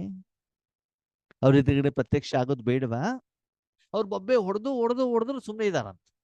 ಈಗ ಯಾರಿಗಾದ್ರು ಕಾಯಿಲೆ ಬಂದಾಗಲೂ ಕೂಡ ಜೋರಾಗಿ ಹೊಟ್ಟೆ ನೋವು ಬಂದಾಗ ಜೋರಾಗಿ ಅಳ್ತಾರೆ. ಆಮೇಲೆ ಯಾರು ಕೇಳೋರು ಇಲ್ಲ ಅಂದ್ರೆ ಸುಮ್ಮನೆ ಇದ್ದು ಬಿಡ್ತಾರೆ, ಅಲ್ವಾ? ಚಿಕ್ಕ ಮಗುನು ಅಷ್ಟೇ ಅಳ್ತಾ ಇರ್ತದೆ, ಯಾರಾದವ್ರಿಗೆ ರೆಸ್ಪಾನ್ಸ್ ಮಾಡಿದ್ರೆ ಮಾತ್ರ ಅಳತ್ತೆ, ಇಲ್ಲ ನಿಲ್ಲಿಸ್ಬಿಡ್ತಾರೆ. ಹೌದಾ ಅಲ್ವೋ? ಹಾಗೆ ಅವರು ಕೂಗಿ ಕೂಗಿ ಕೂಗಿ ಕೂಗಿ ಏನೂ ರೆಸ್ಪಾನ್ಸ್ ಇಲ್ಲ ಅಂದ್ರೆ ಸುಮ್ಮನೆ ಇದ್ಬಿಟ್ಟಿದಾರಂತೆ. ಅಂದ್ರೆ ಆದ್ಮೇಲೆ ನಿಮ್ಗೆ ಶಾರೀರಿಕವಾಗಿ ಕಣ್ಣಿನಲ್ಲಿ ಅವರಲ್ಲಿ ಕಣ್ಣೀರು ಬರದೇ ಇರ್ಬೋದು, ಒಳಗಡೆ ಮನಸ್ಸಿನ ಕಣ್ಣಿಂದ ಎಷ್ಟು ಅಳ್ತಾ ಇದ್ದಾರೆ ಅಂತಂದ್ರೆ ನಾವು ಅದರ ಅನುಭವವನ್ನು ಮಾಡಬೇಕು. ನಮ್ಮಲ್ಲೂ ಕೂಡ ವಾರಕ್ಕೊಂದ್ಸಲ, ತಿಂಗಳಿಗೊಂದ್ಸಲ ಬರುವಂತ ಆತ್ಮಗಳು ಗ್ಯಾರಂಟಿ ಅಳುತ್ತಾರೆ. ಮನೇಲಿದ್ರು ಪರವಾಗಿಲ್ಲ, ಆದ್ಮೇಲೆ ಸರಿಯಾಗಿ ಸಾಧನೆ ಮಾಡಿದ್ರೆ ಮಾತ್ರ ಆಂತರಿಕವಾಗಿ ಅಳು ಇರೋದಿಲ್ಲ. ಇಲ್ಲದ ಖಂಡಿತವಾಗ್ಲೂ ಪ್ರತಿಯೊಂದು ವಿಷಯದಲ್ಲೂ ಅಸಫಲತೆ ಬಂದಾಗ ಒಳಗಡೆಯಿಂದ ಕೊರಗು ಇದ್ದೇ ಇರ್ತದೆ, ಆತ್ಮಿಕ ಸಂತೃಪ್ತತೆ ಇರೋದಿಲ್ಲ, ಪರಿವಾರದಲ್ಲಿ ಸಮಸ್ಯೆಗಳಿರ್ತವೆ. ಹಾಗಿದ್ರೆ ಆ ಎಲ್ಲ ಸಮಸ್ಯೆಗಳನ್ನ ಪರಿಹಾರ ಮಾಡುವಂಥದ್ದು ಬಾಬ್ ದಾದಾ, ಅಡ್ವಾನ್ಸ್ ಪಾರ್ಟಿ ಮತ್ತೆ ನಿಮ್ಮ ಜವಾಬ್ದಾರಿ, ವಿಶೇಷವಾಗಿ ನಿಮ್ಮ ಜವಾಬ್ದಾರಿ. ಯಾಕೆ ಅಂತಂದ್ರೆ ಶಿವಬಾಬಾ ನಿರಾಕಾರ ಕಾಣೋದಿಲ್ಲ, ಬ್ರಹ್ಮ ಬಾಬಾ ಕಾಣೋದಿಲ್ಲ, ಅಡ್ವಾನ್ಸ್ ಪಾರ್ಟಿಗಳು ಕಾಣೋದಿಲ್ಲ. ಬ್ರಹ್ಮ ಬಾಬಾನು ರೆಡಿ ಇದ್ದಾರಂತೆ, ಬಾಬಾನ ಹತ್ರ ಕೇಳ್ತಾರೆ ಕೀ ಕೊಡು ಅಂತ. ಆ ಹೇಳ್ತಾನೆ ಕೀ ಕೊಡ್ಲಿಕ್ಕೆ ಜನರನ್ನ ಕರ್ಕೊಂಬ, 9 ಲಕ್ಷ ಜನರನ್ನ ಅಂತ ಹೇಳ್ತಾರಂತೆ. ನಾವು ಹೋಗ್ಲಿಕ್ಕೆ ರೆಡಿ ಇದ್ದೀವಾ? ಅವಾಗ ಹೇಳ್ತಾರೆ ಎವರ್ ರೆಡಿ ಇದ್ದೀರಾ? ರೆಡಿ ಇದ್ದೀರಿ. ನೀವು ರೆಡಿ ಇದ್ದೀರಿ, ರಾಜ್ಯ ಮಾಡ್ಲಿಕ್ಕೆ ನಿಮ್ ಜೊತೆಗಾರ ರೆಡಿ ಇದ್ದಾರಾ? ಅವ್ರನ್ನ ರೆಡಿ ಮಾಡಿಸಿದ್ದೀರಾ? ಅಡ್ವಾನ್ಸ್ ಪಾರ್ಟಿಗಳು ಹೇಳ್ತಾರಂತೆ ನಾವು ರೆಡಿ ಇದ್ದೀವಿ. ಆದ್ರೆ ಇಲ್ಲಿ ಸಾಕಾರ ವತನದಲ್ಲಿ ನಿಮಿತ್ತವಾಗಿ ಪ್ರತ್ಯಕ್ಷ ಆಗುವಂತ ನೀವು ಮಕ್ಕಳು ಇನ್ನೂ ರೆಡಿ ಆಗಿಲ್ಲ. ಅದಕ್ಕಾಗಿ ಪ್ರಪಂಚದ ಎಲ್ಲರಿಗೂ ಕೂಡ ಭಗವಂತನ ಪರಿಚಯ ಸಿಗ್ತಾ ಇಲ್ಲ. ಇದೆಲ್ಲ ಆಗಬೇಕು ಅಂದ್ರೆ ವಿಧಿ ಏನು? ನೋಡಿ ಆದ್ಮೇಲೆ ಯಾರಿಗಾದ್ರೂ ಏನಾದ್ರೂ ಕೊಡಬೇಕು ಅಂದ್ರೆ ಕರ್ಮ ಮಾಡ್ಬೇಕಲ್ವಾ? ನಿಮ್ಮಲ್ಲಿ ಯಾರಾದ್ರೂ ನೆಂಟರು ಬಂದವ್ರಿಗೆ ದೋಸೆ ಬೇಕು, ಪುರಿ ಕೊಡ್ಬೇಕು, ಮುದ್ದೆ ಬೇಕು, ಸಾಂಬಾರ್ ಮಾಡ್ಬೇಕು ಅಂದ್ರೆ ಕೊಟ್ರೆ ತಾನೇ ಅವ್ರಿಗೆ ಸಿಗ್ತದೆ. ಯಾರಾದ್ರೂ ಒಬ್ರು ಮಾಡ್ಬೇಕಲ್ವಾ? ನೀವು ಮಾಡ್ತಿರೋ ಹೊರಗಡೆ ತಂದು ಕೊಡ್ತಿರೋ, ಕೊಡ್ಬೇಕು ತಾನೆ, ರೆಡಿ ಆಗ್ಬೇಕು ತಾನೆ. ಹಾಗೆ ಶಾಂತಿ ಸುಖ ಅವರಿಗೆ ತಲುಪಬೇಕು ಅಂದ್ರೆ ನೀವೇನು ಮಾಡಬೇಕು? ಸ್ಪಷ್ಟತೆ ಇಲ್ಲಿ ಮಾಡ್ಬೇಕಾಗಿರೋನು ಯಾರು? ನಾನು ಆತ್ಮ. ಹಾಗಿದ್ರೆ ಯಾವ ಕರ್ಮ ನಾನು ಮಾಡ್ತಾ ಇದ್ದೇನೆ? ಬಾಬಾ ನಮ್ಗೆ ಏನ್ ಹೇಳಿದ್ದಾರೆ? ತಪಸ್ಸನ್ನ ಮಾಡಿ ಅಂತ ಹೇಳಿದ್ದಾರೆ. ಏನ್ ಕರ್ತವ್ಯ ಮಾಡಬೇಕು? ಪರಮಧಾಮದಲ್ಲಿ ಪರಮಾತ್ಮನಲ್ಲಿರುವಂತ ಸಪ್ತ ಗುಣಗಳನ್ನ ವಿಶ್ವದ ಎಲ್ಲರಿಗೂ ತಲುಪಿಸುವಂತ ಕೆಲಸವನ್ನ ಮಾಡ್ಬೇಕು. ಇದು ಕೆಲಸ. ಇದು ಮೊದಲು ಸ್ಪಷ್ಟತೆ ಇಲ್ಲಿ, ಜ್ಞಾನ ಇಲ್ಲಿ, ಕ್ಲಿಯರ್ ಇಲ್ಲಿ. ಭಗವಂತ ನನ್ನಿಂದ ನಿರೀಕ್ಷೆ ಮಾಡ್ತಾ ಇರೋದೇನು, ನಾನು ಮಾಡಬೇಕಾಗಿರೋದೇನು? ನಿಮ್ಗೆ ಅಡಿಗೆ ಮನೆಗೆ ಅಡಿಗೆ ಮಾಡ್ಲಿಕ್ಕೆ ಹೋಗ್ಬೇಕಂದ್ರೆ ಅಡಿಗೆ ಮನೆಗೆ ಹೋಗ್ಬೇಕು, ನೀವು ಹಾಲಿಗಲ್ಲ, ದೇವ್ರ ಕೋಣೆಗಲ್ಲ. ನೀವು ಯಾವ ಕೆಲಸವನ್ನ ಕೊಟ್ಟಿದ್ದಾರೆ ಅಂತ ಸ್ಪಷ್ಟತೆ ಇರಬೇಕಾಗ್ತದೆ. ಓಕೆ, ಈಗ ನಾನು ಕುತ್ಕೊಂಡಿದ್ದು ವಿಶ್ವ ಕಲ್ಯಾಣಕ್ಕೆ ಅಂತಂದ್ರೆ ಅಲ್ಲಿ ನಾನು ಕುತ್ಕೊಂಡಿದ್ದೇನೆ. ಓಕೆ, ಸಮಯ, ಸಂಕಲ್ಪ, ಸಾಧನ ಎಲ್ಲ ರೆಡಿ ಆಯ್ತು. ಬೇಕಾಗಿರೋದು ಯಾವುದು? ಮನಸ್ಸು. ನೀವು ಮಾಡುವಂತ ಕರ್ಮಕ್ಕೆ ಬೇಕಾಗಿರೋದು ಯಾವುದು? ಬಾಬಾ ಸ್ಪಷ್ಟವಾಗಿದ್ದಾರೆ, ಮನಬುದ್ಧಿಗೂ ಏಕಾಗ್ರ, ಬೇರೆ ಯಾವ್ದಾರ ಅವಶ್ಯಕತೆ ಇಲ್ಲ. ಹಾಗಿದ್ರೆ ಮನಸ್ಸಿನ ಕೆಲಸ ಏನು? ಸಂಕಲ್ಪ ಮಾಡು, ಗಮನ ಇಡೋದು. ಅದಕ್ಕೆ ಆತ್ಮ ತನ್ನ ಮನಸ್ಸನ್ನ ಪರಮಾತ್ಮನಲ್ಲಿ ಇಡಬೇಕು. ಎಲ್ಲಿಡಬೇಕು? ಮನಸ್ಸನ್ನ ಪರಮಾತ್ಮನಲ್ಲಿ ನಿರಂತರವಾಗಿ ಇಡಬೇಕು. ನೀವು ಮಾಡ್ಬೇಕಾಗಿರೋ ಕರ್ಮ ಇಷ್ಟೇ, ಮನ್ನ ಮನಾಭವ. ಓಕೆ, ಪದೇ ಪದೇ ಮನಸ್ಸು ಬೇರೆ ಕಡೆಗೆ ಹೋದ್ರೆ ಆ ಬಿಂದುವಿನಲ್ಲಿ, ಶಕ್ತಿಯಲ್ಲಿ, ನಿರಾಕಾರದಲ್ಲಿ, ವೈಟ್ ಪ್ರಕಾಶದಲ್ಲಿ ಒಳಗಡೆ ತಂದು ಇಡ್ತಾ ಹೋಗಿ, ಇಡ್ತಾ ಹೋಗಿ, ಇಡ್ತಾ ಹೋಗಿ ಚೆಕ್ ಮಾಡಿ, ನನ್ನ ಮನಸ್ಸು ಬಾಬನಲ್ಲಿ ಇದೆಯಾ? ನೀವೆಷ್ಟು ಶುದ್ಧವಾಗ್ತಾ ಹೋಗ್ತಿರೋ ಅಷ್ಟೇನಾಗ್ತಾ ಹೋಗ್ತದೆ, ಮನಸ್ಸಿನಿಂದ ಪರಮಾತ್ಮನ ಶಕ್ತಿ ಹೊರಗಡೆಗೆ ಬರ್ತದೆ ಬುದ್ಧಿಯ ಮೂಲಕ. ನೋಡಿ, ನೀವು ಪಾತ್ರೆ ಮೇಲೆ, ಪಾತ್ರೆಯನ್ನು ಒಲೆ ಮೇಲೆ ಇಟ್ಟ ತಕ್ಷಣ ಸಾಂಬಾರ್ ರೆಡಿ ಆಗೋದಿಲ್ವಲ್ಲ, ಸ್ವಲ್ಪ ಸಮಯ ಬೇಕಾಗ್ತದೆ ತಾನೇ. ಹಾಗೆ ಮನಸ್ಸಿನ ಪರಮಾತ್ಮ ಇಟ್ಟ ತಕ್ಷಣದಲ್ಲಿ ಭಗವಂತನ ಶಕ್ತಿ ಫ್ಲೋ ಆಗೋದಿಲ್ಲ. ಯಾಕಂದ್ರೆ ಮೊದಲು ಕ್ಲೀನ್ ಆಗ್ಬೇಕಾಗ್ತದೆ, ಅಷ್ಟು ಶಕ್ತಿ ಪ್ರವಾಹ ಆಗ್ಬೇಕಾಗ್ತದೆ. ಹಾಗಿದೆ ಕರ್ಮ ಸರಿ ಆಗ್ತಾ ಇದೆ ಚೆಕ್ ಮಾಡೋದು ಹೇಗೆ? ಮನಸ್ಸನ್ನ ಕರ್ಮದಲ್ಲಿ ಇಟ್ಟಿದ್ದೀರಿ, ಬುದ್ಧಿ ಖಾಲಿ ಇಟ್ಬಿಟ್ರೆ ಬುದ್ಧಿ ಊರು ಸುತ್ತದೆ. ಅದಕ್ಕೆ ಏನ್ ಮಾಡ್ಬೇಕು? ಬುದ್ಧಿಗೂ ಕೂಡ ಕೆಲಸ ಕೊಡಬೇಕಾಗ್ತದೆ. ಹಾಗೆ ಬುದ್ಧಿ ಏನ್ ಮಾಡುತ್ತೆ? ಮನಸ್ಸೆಲ್ಲಿ ಹೋಗಿದೆಯೋ ಬುದ್ಧಿ ಅಲ್ಲೇ ಹೋಗ್ತದೆ. ಅವಾಗ ಬುದ್ಧಿಯನ್ನೆಲ್ಲಿ ಇಡಬೇಕು ಅಂತಂದ್ರೆ, ಮನಸ್ಸನ್ನ ಎಲ್ಲಿ ಇಟ್ಟಿದ್ದೀರೋ ಅದರಿಂದ ಏನು ಕರ್ಮ ಆಗ್ತಿದೆಯೋ ಆ ಕರ್ಮದ ಫಲದ ಕಡೆಗೆ ಬುದ್ಧಿ ಇಡಿ. ಬುದ್ಧಿನೂ ಅಲ್ಲೇ ಇರ್ಲಿ, ಕರ್ಮದ ಫಲ ಆದ್ಮೇಲೆ ಮೊದಲು ನಾವು ರಾಜಯೋಗವನ್ನ ಮಾಡ್ಬೇಕಾದ್ರೆ ನಾನು ಪರಂಧಾಮದಲ್ಲಿ ಇದ್ದೆ ಅಂತ ಸ್ಮೃತಿ ಮಾಡ್ತೇನೆ, ರೆಡ್ ಕಲರ್ ಇಮರ್ಜ್ ಮಾಡ್ಕೊಳ್ತೇನೆ. ಆಮೇಲೆ ವೈಟ್ ಬಿಂದು ಇಮರ್ಜ್ ಮಾಡ್ಕೊಳ್ತೇನೆ, ನಾನು ಒಳಗಡೆಗಿದ್ದೇನೆ, ವೈಟ್ ಲೈಟ್ ಇದೆ ಅಂತ ನೋಡ್ತಾ ಇರ್ತೇನೆ. ನಿಧಾನಕ್ಕೆ ಪರಮಾತ್ಮ ನಮ್ಮನ್ನು ಉಪಯೋಗ ಮಾಡ್ತಾ ಮಾಡ್ತಾ ಮಾಡ್ತಾ ಬುದ್ಧಿಯಿಂದ ಸಪ್ತ ಗುಣಗಳು ಹೊರಗಡೆ ಹೋಗ್ಬೇಕಾದ್ರೆ ನಮ್ಮ ಆತ್ಮದ ಶಕ್ತಿ ಮನಸ್ಸಿನ ಕಡೆ ಕಡಿಮೆ ಆಗ್ಬಿಡುತ್ತೆ. ಅವಾಗ ಬಣ್ಣ ಕಾಣೋದಿಲ್ಲ, ಪರಂಧಾಮದ ಸ್ಮೃತಿ ಇರೋದಿಲ್ಲ. ಕೇವಲ ನಿಮ್ಮ ಅಟೆನ್ಷನ್ ಎಲ್ಲಿ ಇರ್ತದೆ ಗೊತ್ತಾ? ಬುದ್ಧಿಯಿಂದ ಆ ಶಕ್ತಿ ಪ್ರವಾಹ ಆಗೋದ್ರ ಕಡೆ. ನೋಡಿ, ಇವಾಗ ನೀವು ಗುಲಾಬ್ ಜಾಮೂನ್ ತಿನ್ಬೇಕು ಅಂತ ಅನಿಸ್ತು, ಏನ್ ಮಾಡ್ಬೇಕು? ಶಾಪಿಗೆ ಹೋಗ್ಬೇಕು, ಪ್ಯಾಕೆಟ್ ತಗೊಂಡು ಬರ್ಬೇಕು, ಕೈಯಿಂದ, ಕಣ್ಣಿಂದ, ಪಾತ್ರೆಯಿಂದ, ಸ್ಟೋವ್ ಇಂದ, ನೀರಿಂದ, ಯಾಲಕ್ಕಿಯಿಂದ, ಎಣ್ಣೆಯಿಂದ ಗುಲಾಬ್ ಜಾಮೂನ್ ರೆಡಿ ಮಾಡ್ಬೇಕು. ರೆಡಿ ಆಯ್ತು, ಕೈಯಲ್ಲಿ ಕಾಣ್ತಾ ಇದೆ, ರೆಡ್ ಕಾಣ್ತಾ ಇದೆ, ಗೋಲು ಕಾಣ್ತಾ ಇದೆ, ಸ್ಪೂನ್ ಇದೆ, ತಟ್ಟೆ ಇದೆ, ಬಾಯಲ್ಲಿ ಹಾಕ್ತೀರಾ. ಹಾಕಿದಾಗ ನಿಮ್ಮ ಸಂಪೂರ್ಣ ಗಮನ ರುಚಿ ಕಡೆಗೆ ಮಾತ್ರ. ಹಾಗೆ ಮನಸ್ಸು ಅಲ್ಲೇ ಇರಬೇಕು, ಬುದ್ಧಿನೂ ಕೂಡ ಅಲ್ಲೇ ಇರಬೇಕು. ಅಂದ್ರೆ ನನ್ನ ಮೂಲಕ ಆ ಒಂದು ಪರ್ಸಂಟೇಜ್, ಸಪ್ತ ಗುಣಗಳ ಪರ್ಸಂಟೇಜ್ ಹೆಚ್ಚಿಗೆ ಹೋಗ್ತಾ ಇದೆಯಾ? ಪ್ರಪಂಚದ ಎಲ್ಲ ಜನರಿಗೂ ತಲುಪ್ತಾ ಇದೆಯಾ? ಅದನ್ನ ಬುದ್ಧಿಯ ಮೂಲಕ ಅನುಭವ ಮಾಡ್ತಾ ಹೋಗಿ. ಇದಕ್ಕೆ ಬಾಬಾ ತಪಸ್ಸು ಅಂತ ಹೇಳ್ತಾರೆ. ಇದಕ್ಕೆ ಬಾಬಾ ಮನಸಾ ಸೇವೆ ಅಂತ ಹೇಳ್ತಾರೆ. ಅದು ಆತ್ಮೀಯರೇ ಕೆಲವೊಂದು ಸೆಕೆಂಡು, ಕೆಲವೊಂದು ಮಿನಿಟ್ ಅಲ್ಲ ಇರಬೇಕಾಗಿರೋದು, ಕೆಲವೊಂದು ಗಂಟೆಗಳಿರ್ಬೇಕು. ಸಾಂಬಾರ್ ಮಾಡುವಂತ ಪಾತ್ರೆಯನ್ನ ಕೆಲವೊಂದು ಸೆಕೆಂಡ್ ಒಲೆ ಮೇಲೆ ಇದ್ಬಿಟ್ಟು ಸಾಂಬಾರ್ ಆಗ್ಬಿಡ್ತದ? ನೀರನ್ನ ಐಸ್ ಮಾಡ್ಬೇಕು, ಹೊಗೆ ಬರಬೇಕು ಅಂತಂದ್ರೆ ಕೆಲವೊಂದು ಗಂಟೆ ಇಟ್ರೆ ಆಗತ್ತಾ? ವೈಬ್ರೇಷನ್ ಬರಬೇಕು ಅಂತಂದ್ರೆ ಅಷ್ಟು ನಿರಂತರವಾಗಿ ಆ ವಸ್ತುವನ್ನ ಆ ವ್ಯಕ್ತಿ ಶಕ್ತಿ ಜೊತೆಗೆ ಇಡಬೇಕಾಗ್ತದೆ. ಅದಕ್ಕಾಗಿ ಬಾಬಾ ಹೇಳ್ತಾರೆ ಮನ ಬುದ್ಧಿಗೆ ಏಕಾಗ್ರತಾ. ನೀವು ಫ್ರಿಜ್ಜಲ್ಲಿ ಇಡಬೇಕಾದ್ರಲ್ಲಿ ಎಷ್ಟು ಐಟಮ್ಗಳು ಇರ್ತವೆ, ಅದನ್ನು ನೀರಾಗಿ ಶುದ್ಧಿ ಮಾಡಿ ಆಮೇಲೆ ಫ್ರಿಜ್ಜಿನಲ್ಲಿಟ್ಟು ಅದು ಗಟ್ಟಿ ಆದ್ಮೇಲೆ ಏನು ಬರ್ತದೆ, ಆದ್ಮೇಲೆ ವೈಬ್ರೇಷನ್ಸ್ ಬರ್ತದೆ. ಸಾಂಬಾರು ಒಲೆ ಮೇಲೆ ಇಟ್ಟ ತಕ್ಷಣದಲ್ಲಿ ಅದು ಸುವಾಸನೆ ಬರೋದಿಲ್ಲ. ಸಾಂಬಾರೆಲ್ಲ ಆಗ್ಬೇಕು, ಚೆನ್ನಾಗಿ ಕುದಿಬೇಕು, ಐಟಮ್ ಹಾಕೋದೆಲ್ಲ ಹಾಕಿದ ಮೇಲೆ ಅದರ ಸುವಾಸನೆ ಬಂದ್ಬಿಟ್ಟು ಸಾಂಬಾರ್ ಅಂತ ಜನರಿಗೆ ಅನ್ಸತ್ತೆ. ಹಾಗೇನೆ ನಿಮ್ಮಿಂದ ಶಾಂತಿ ಹೋಗ್ಬೇಕು ಅಂದ್ರೆ ನಿಮ್ಮ ಮನಸ್ಸು ಬುದ್ಧಿ ಶಾಂತಿ ಕಡೆನೇ ಇರಬೇಕಾಗ್ತದೆ. ಅದಕ್ಕೆ ಬಾಬಾ ಒಂದು ಸುಂದರವಾದ ಉದಾಹರಣೆ ಹೇಳ್ತಾರೆ. ನಿಮ್ಮ ಮನೆಯಲ್ಲಿ ಬಾಬನ ಮಕ್ಕಳು ಬಂದ್ರು ಅಂತ ಶಾವಿಗೆ ಪಾಯಸ ಮಾಡ್ತೀರಾ, ಸರಿ, ಎಲ್ಲ ಮಾಡಿದಿರಿ, ಚೆನ್ನಾಗಿ ಕುದಿತಾ ಇರ್ಬೇಕು. ಅದೇನ್ ಮಾಡಿ ಅಂತಂದ್ರೆ ಅದರಲ್ಲಿ ಒಂದು ಅರ್ಧ ಲೀಟರ್ ಮಜ್ಜಿಗೆ ಹಾಕ್ಬಿಡಿ. ಯಾವ್ದಲ್ಲಿ? ಕುದಿತಾ ಇರುವಂತ ಶಾವಿಗೆ ಪಾಯಸದಲ್ಲಿ. ಯಾವಾಗ ಸುವಾಸನೆ ಬರ್ತದೋ ಬರಲ್ವೋ? ಬೇಡ. ಒಂದ್ ಕೆಲಸ ಮಾಡಿ, ಬೆಳಿಗ್ಗೆ ಒಂದು 15 ಜನ ಬಂದಿದ್ರು, ಸರಿನಾ? ಟೀ ಮಾಡಿದ್ರಿ, ಟೀ ಉಳಿದು ಬಿಡ್ತು. ಅಯ್ಯೋ ಸಫಲ ಮಾಡೋಣ ಅಂತ ಏನ್ ಮಾಡಿ ಅಂದ್ರೆ ಚೆನ್ನಾಗಿ ಬಿಸಿಯಾಗಿರುವಂತ ಒಂದು ಏನು ಪಾಯಸದಲ್ಲಿ ಒಂದು 2 ಲೀಟರ್ ಟೀ ಉಳಿದಿದೆ, ಯಾಕೆ ವೇಸ್ಟ್ ಮಾಡೋದು ಅಂತ ಟೀಯನ್ನು ಪಾಯಸ ಒಳಗಡೆ ಹಾಕ್ಬಿಡಿ. ಅವಾಗ ಹೊರಗಡೆಗೆಲ್ಲ ಆತ್ಮಗಳು ಕೂತ್ಕೊಂಡಿದ್ದಾರೆ, ಬಾಬನ್ ಮಕ್ಕಳು. ಅವರಿಗೆ ಪಾಯಸದ ಸುವಾಸನೆ ಬರ್ತದೋ ಬರಲ್ವೋ? ಬರುತ್ತಾ? ಇಲ್ವಾ? ಆ ಸುವಾಸನೆ ನೋಡಿದ್ರೆ ಪಾಯಸನೂ ತಿನ್ನೋದಿಲ್ಲ. ಅಂದ್ರೆ ಆತ್ಮೀಯರೇ, ಆ ಪಾಯಸ ಮಾಡ್ಲಿಕ್ಕೆ ಯಾವ ವಸ್ತುಗಳು ಇದಾವೆ ಅದನ್ನು ಮಾತ್ರ ಹಾಕ್ಬೇಕೆ ಹೊರತು ಅದ್ರಲ್ಲಿ ಬೇರೆ ವಸ್ತುವನ್ನು ಸೇರಿಸಿದರೆ ಆ ವಸ್ತುವಿನ ಫಲ ಸರಿ ಬರೋದಿಲ್ಲ. ಹಾಗೆಯೇ ರಾಜಯೋಗದಲ್ಲಿ ತಪಸ್ಸಿನಲ್ಲಿ ಮನಬುದ್ಧಿ ಮಾತ್ರ ಬೇಕು, ಪರಮಾತ್ಮ ಮಾತ್ರ ಇರಬೇಕೇ ಹೊರತು ಬೇರೆ ವಸ್ತು ವ್ಯಕ್ತಿ ವಿಷಯಗಳು ಅಲ್ಲಿ ಬಂದರೆ ಅದಕ್ಕೆ ತಪಸ್ಸು ಅಂತ ಹೇಳುವುದಿಲ್ಲ. ಆ ಕರ್ಮದ ಫಲನು ಸರಿ ಆಗೋದಿಲ್ಲ. ಆ ಮೂಲಕ ಭಕ್ತರ ಇಷ್ಟಗಳು ಪೂರ್ಣ ಆಗೋದಿಲ್ಲ. ವಿಶ್ವದಲ್ಲಿ ಶಾಂತಿ ಪ್ರಸರಣ ಆಗೋದಿಲ್ಲ. ವಾಯುಮಂಡಲನು ರೆಡಿ ಆಗೋದಿಲ್ಲ. ಆದ್ಮೇಲೆ ದಯವಿಟ್ಟು ನಿಮ್ಮಲ್ಲಿ ನಿವೇದನೆ, ನಿಮ್ಮ ಮನಸ್ಸನ್ನ ನೀವೇ ಚೆಕ್ ಮಾಡ್ಕೊಳ್ಬಹುದೇ ಹೊರತು ಬೇರೆ ಯಾರು ಮಾಡ್ಲಿಕ್ಕೆ ಆಗೋದಿಲ್ಲ. ಎಷ್ಟು ನಿಮಿಷ, ಎಷ್ಟು ಸೆಕೆಂಡ್ಗಳ ಕಾಲ ಬರೀ ಬಾಬನಲ್ಲಿ ಮಾತ್ರ ಇರ್ತದೆ, ಮತ್ತು ಇಷ್ಟು ನಿರಂತರವಾಗಿ ಕೇವಲ ಸಪ್ತ ಗುಣಗಳನ್ನ ಮಾತ್ರ ನೀವು ಅದರಿಂದ ಕನೆಕ್ಟ್ ಆಗ್ಬಿಟ್ಟು ಹೊರಗಡೆಗೆ ಆಗ್ತಾ ಇರ್ತದೆ. ನೋಡಿ, ಒಂದೇ ಪಾತ್ರೆ ಇದೆ ಅಂದಮೇಲೆ ಅದ್ರಲ್ಲಿ ಪಾಯಸನೂ ಮಾಡಬೇಕು, ಟೀನೂ ಮಾಡಬೇಕು, ಸಾಂಬಾರನೂ ಮಾಡಬೇಕು, ಬೇರೆ ಬೇರೆ ಸಮಯ ಬೇರೆ ಬೇರೆ ಮಾಡ್ಬೇಕಾಗ್ತದೆ. ಮನಸ್ಸು ಬುದ್ಧಿ ಒಂದೇ ಇರೋದು, ಆದರೆ ಆ ಸಮಯದಲ್ಲಿ ಇಷ್ಟು ನಿರಂತರವಾಗಿ ಆ ಕರ್ಮದಲ್ಲಿದೆ ಅಂತ ಹೇಳ್ಬಿಟ್ಟು ಏನ್ ಮಾಡ್ಕೊಳ್ಳಿ ಮಕ್ಕಳೇ, ಚೆಕ್ ಮಾಡ್ಕೊಳ್ಳಿ. ಅದಕ್ಕಾಗಿ ಈ ರೀತಿ ಸೇವೆಯನ್ನ ನೀವು ಮಾಡಬೇಕು ಅಂತಂದ್ರೆ ತ್ಯಾಗ್, ತಪಸ್ಯ ಅವ್ರ ಸೇವಾ, ಮನಬುದ್ಧಿಯನ್ನ ಕೇವಲ ಪರಮಾತ್ಮನಲ್ಲಿ ಮಾತ್ರ ಇಡಬೇಕೆ ಹೊರತು ಬೇರೆ ಎಲ್ಲೂ ಕೂಡ ಇಡಬಾರದು. ಇಟ್ಟಷ್ಟು ಆ ವಾಲ್ಯೂಮ್ ಫ್ಲೋ ಆಗ್ತಾ ಇರೋದು ನಿಮ್ಗೆ ಏನಾಗ್ತಾ ಹೋಗ್ತದೆ, ಗೊತ್ತಾಗ್ತಾ ಇರ್ತದೆ. ಅದಕ್ಕಾಗಿ ಬಾಬನ್ ಜೊತೆಗೆ ಬರ್ಲಿಕ್ಕೆ ರೆಡಿ ಇದ್ದೀರಾ ಅಂತ ಕೇಳ್ತಿದ್ದಾರೆ ಬಾಬಾ. ಕೇವಲ ರೆಡಿ ಅಲ್ವಂತೆ, ಎವರ್ ರೆಡಿ ಆಗ್ಬೇಕು. ಸಮಯದ ಅನುಸಾರದಲ್ಲಿ ಬಾಬಾ ಏನ್ ಹೇಳ್ತಾರೆ, ಎವರ್ ರೆಡಿ ಅಂತ ನೀವೇನು ಸೂಕ್ಷ್ಮತನ ಬರಬೇಕು ಅಂತ ಏನಿಲ್ಲ. ಕೆಲವರು ಪಾತ್ರ ಅಲ್ಲಿದ್ದಲ್ಲಿ ಹೋಗ್ಬೇಕಾಗ್ತದೆ. ಅದಕ್ಕಿಂತ ಮುಖ್ಯವಾಗಿ ಸ್ಥೂಲ ಅವತರಣದಲ್ಲಿ ಬಾಬ್ ದಾದಾರವರ ಪ್ರತ್ಯಕ್ಷತೆ ಆಗ್ಲಿಕ್ಕೆ ನೀವು ನಿಮಿತ್ತವಾಗಬೇಕು. ಮುಂದೆ ಒಂದು ದಿನ ಸ್ಟೇಜಲ್ಲಿ ಗಂಟೆಗಟ್ಟಲೆ ನೀವಲ್ಲಿ ಕುತ್ಕೊಳ್ಬೇಕಂತ ಅನಿವಾರ್ಯತೆ ಬರಬಹುದು. ಆವಾಗ ಭಗವಂತನಿಗೆ ಮನಸ್ಸು ಬುದ್ಧಿ ಅರ್ಪಣೆ ಮಾಡಬೇಕು ಅಂದ್ರೆ ಈಗಿನಿಂದನೇ ಸಾಧನೆ ಮಾಡಬೇಕು. ಆದ್ಮೇಲೆ ಇಷ್ಟು ಸುಂದರವಾದ ಮಾತನ್ನ ಬಾಬಾ ಹೇಳ್ತಾನೆ. ಇವತ್ತು ನಿಮ್ಮ ಎದುರುಗಡೆಗೆ ಸಂಘಟನೆ ಇದೆ, ಕೇಳಲಿಕ್ಕೆ ಹಾಡಿದೆ, ಒಬ್ಬರೇ ಕೂತ್ಕೊಳ್ಬಹುದು, ಓಕೆನಾ? ಇಷ್ಟಿದ್ರೂ ನಮ್ಗೆ ಯೋಗ ಹತ್ತೋದಿಲ್ಲ, ನಿದ್ದೆ ಬರ್ತದೆ.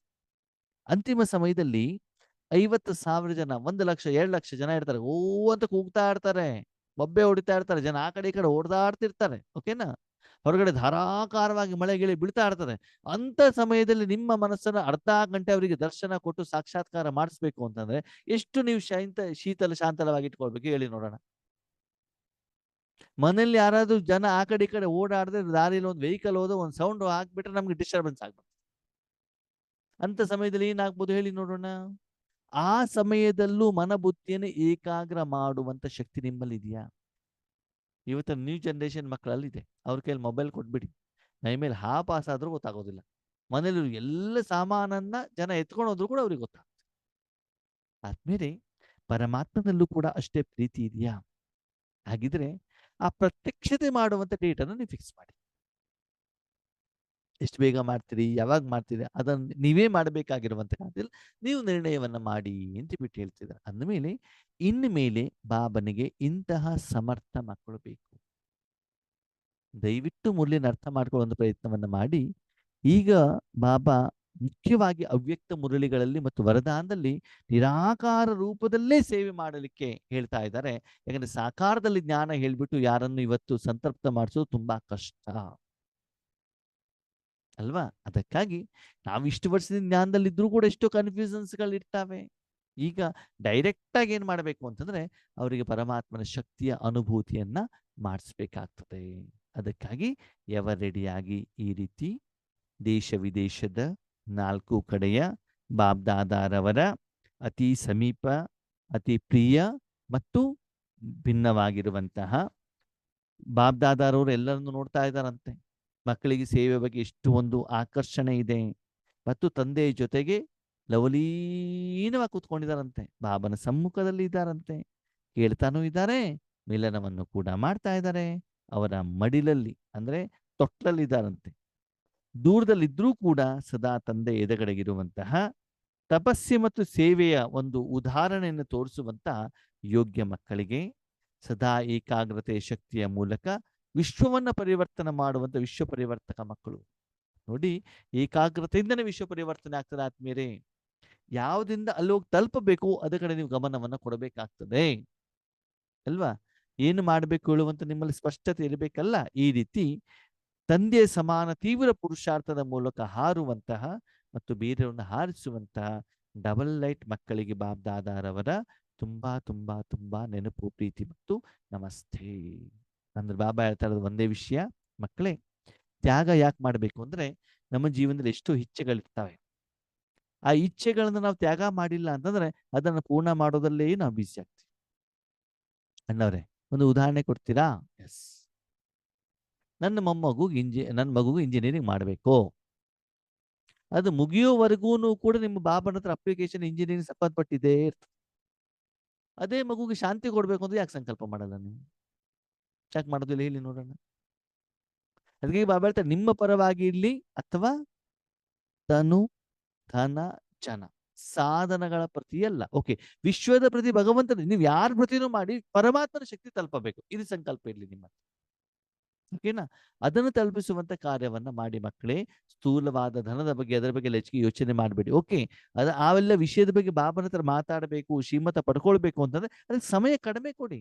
ಆದ್ಮೇಲೆ ಒಂದು ವಿಷಯ ಹೇಳಿ, ಲೌಕಿಕದಲ್ಲಿ ಅಣ್ಣಂದಿರು ಆಫೀಸಿನ ಕೆಲಸ ಮಾಡ್ಲಿಕ್ಕೆ ಎಷ್ಟು ಗಂಟೆ ತಗೊಳ್ತಾರೆ ಇವತ್ತು? 15 ಗಂಟೆ, 16 ಗಂಟೆ, 18 ಗಂಟೆ ಅಲ್ವಾ? ಮನೆ ಜವಾಬ್ದಾರಿಗೆ ಎಷ್ಟು ಹೊತ್ತು ತಗೊಳ್ತಾರೆ? ದಿನವಿಡೀ ಮನೆ ಸುದ್ದಿ ಮಾತಾಡ್ತಿರ್ತಾರಾ? ಇಲ್ಲ ತಾನೆ? ಹಾಗೆ 5,000 ವರ್ಷದ ಸಂಪಾದನೆ ಮಾಡಬೇಕು ಅಂತಂದ್ರೆ ಅದಕ್ಕೆ ನಾವು ಹೆಚ್ಚಿನ ಸಮಯಾವಕಾಶವನ್ನ ಕೊಡಬೇಕಾಗ್ತದೆ. ಇಲ್ಲ ಅಂತಂದ್ರೆ ನಿಮ್ಮಲ್ಲೂ ಪರಿವರ್ತನೆ ಬರೋದಿಲ್ಲ, ನಿಮ್ಮ ಸಾಲನೂ ತೀರೋದಿಲ್ಲ, ಭಗವಂತನ ಪ್ರತ್ಯಕ್ಷತೆ ಆಗೋದಿಲ್ಲ. ಆ ಸಮಯದಲ್ಲಿ ನಿಮ್ಗೆ ಸಂಪಾದನೆ ಮಾಡ್ಲಿಕ್ಕೆ ಆಗೋದಿಲ್ಲ. ಲೌಕಿಕದಲ್ಲೂ ಕೂಡ ಇವತ್ತು ನಾವು ಮಾಡಿರೋ ಸಂಪಾದನೆ ಇವತ್ತೇ ಖಾಲಿ ಮಾಡಿ ಕೂತ್ಕೊಂಡ್ರೆ ಮುಂದೆ ಒಂದು ದಿನ ಕೊರೋನಾ ಅಂತ ಬಂದಾಗ ಅವಾಗ ಸಂಪಾದನೆ ಮಾಡ್ಲಿಕ್ಕೆ ಆಗದಿದ್ರೆ ಅವಾಗ ಏನ್ ಮಾಡ್ತೀರಿ? ಅದಕ್ಕಾಗಿ ಇವತ್ತು ಮಾಡಿರುವಂತಂದ್ರೆ ಉಳಿತಾಯ ಮಾಡಿ ಇಟ್ಕೊಳ್ಬೇಕಾಗ್ತದೆ. ಉಳಿತಾಯ ಮಾಡ್ಬೇಕಂದ್ರೆ ಮೊದಲು ಸಂಪಾದನೆ ಮಾಡಬೇಕು, ಖರ್ಚು ಕಡಿಮೆ ಮಾಡಬೇಕು. ಅದಕ್ಕಾಗಿ ತಂದೆಯ ಬ್ರಹ್ಮಬಾಬಾವರ ಸಮಾನ ತ್ಯಾಗ ಮಾಡಿ, ತಪಸ್ಸನ್ನ ಮಾಡಿ, ಬೇರೆಯವರಿಗೋಸ್ಕರ ಕರ್ಮವನ್ನು ಮಾಡಿ. ಅಂದ್ರೆ ನಿಮ್ಮ ವೈಯಕ್ತಿಕ ಇಚ್ಛೆಯನ್ನು ತ್ಯಾಗ ಮಾಡಿ, ಭಗವಂತನ ಪ್ರತಿ ತಪಸ್ಸನ್ನು ಮಾಡಿ. ಆ ತಪಸ್ಸಿನ ಫಲ ನಿಮಗೋಸ್ಕರ ಅಲ್ಲ, ಬೇರೆಯವರಿಗೋಸ್ಕರ. ನಾವೇ ಸಂಪಾದನೆ ಮಾಡ್ತಿದೀವಿ ನನಗೋಸ್ಕರ, ನನ್ನ ಕುಟುಂಬದವರಿಗೋಸ್ಕರ, ರಕ್ತ ಸಂಬಂಧಿಗಳಿಗೋಸ್ಕರ ಅದಲ್ಲ, ಸರ್ವರಿಗೋಸ್ಕರ ಮಾಡಿ. ಆವಾಗ ನೀವು ಬಾಬ್ದಾದಾರವರ ಸಮಾನ ಸಮರ್ಥ ಮಕ್ಕಳು ಆಗ್ತೀರಾ. ಅಂತಹ ಮಕ್ಕಳು ಆಗ್ಲಿ ಹೇಳುವಂತ ಮನೋಭಾವ, ಇಚ್ಛೆ ಬಾಬಾರವ್ರದ್ದು. ಓಕೆ, ಅಚ್ಚ, ಓಂ ಶಾಂತಿ.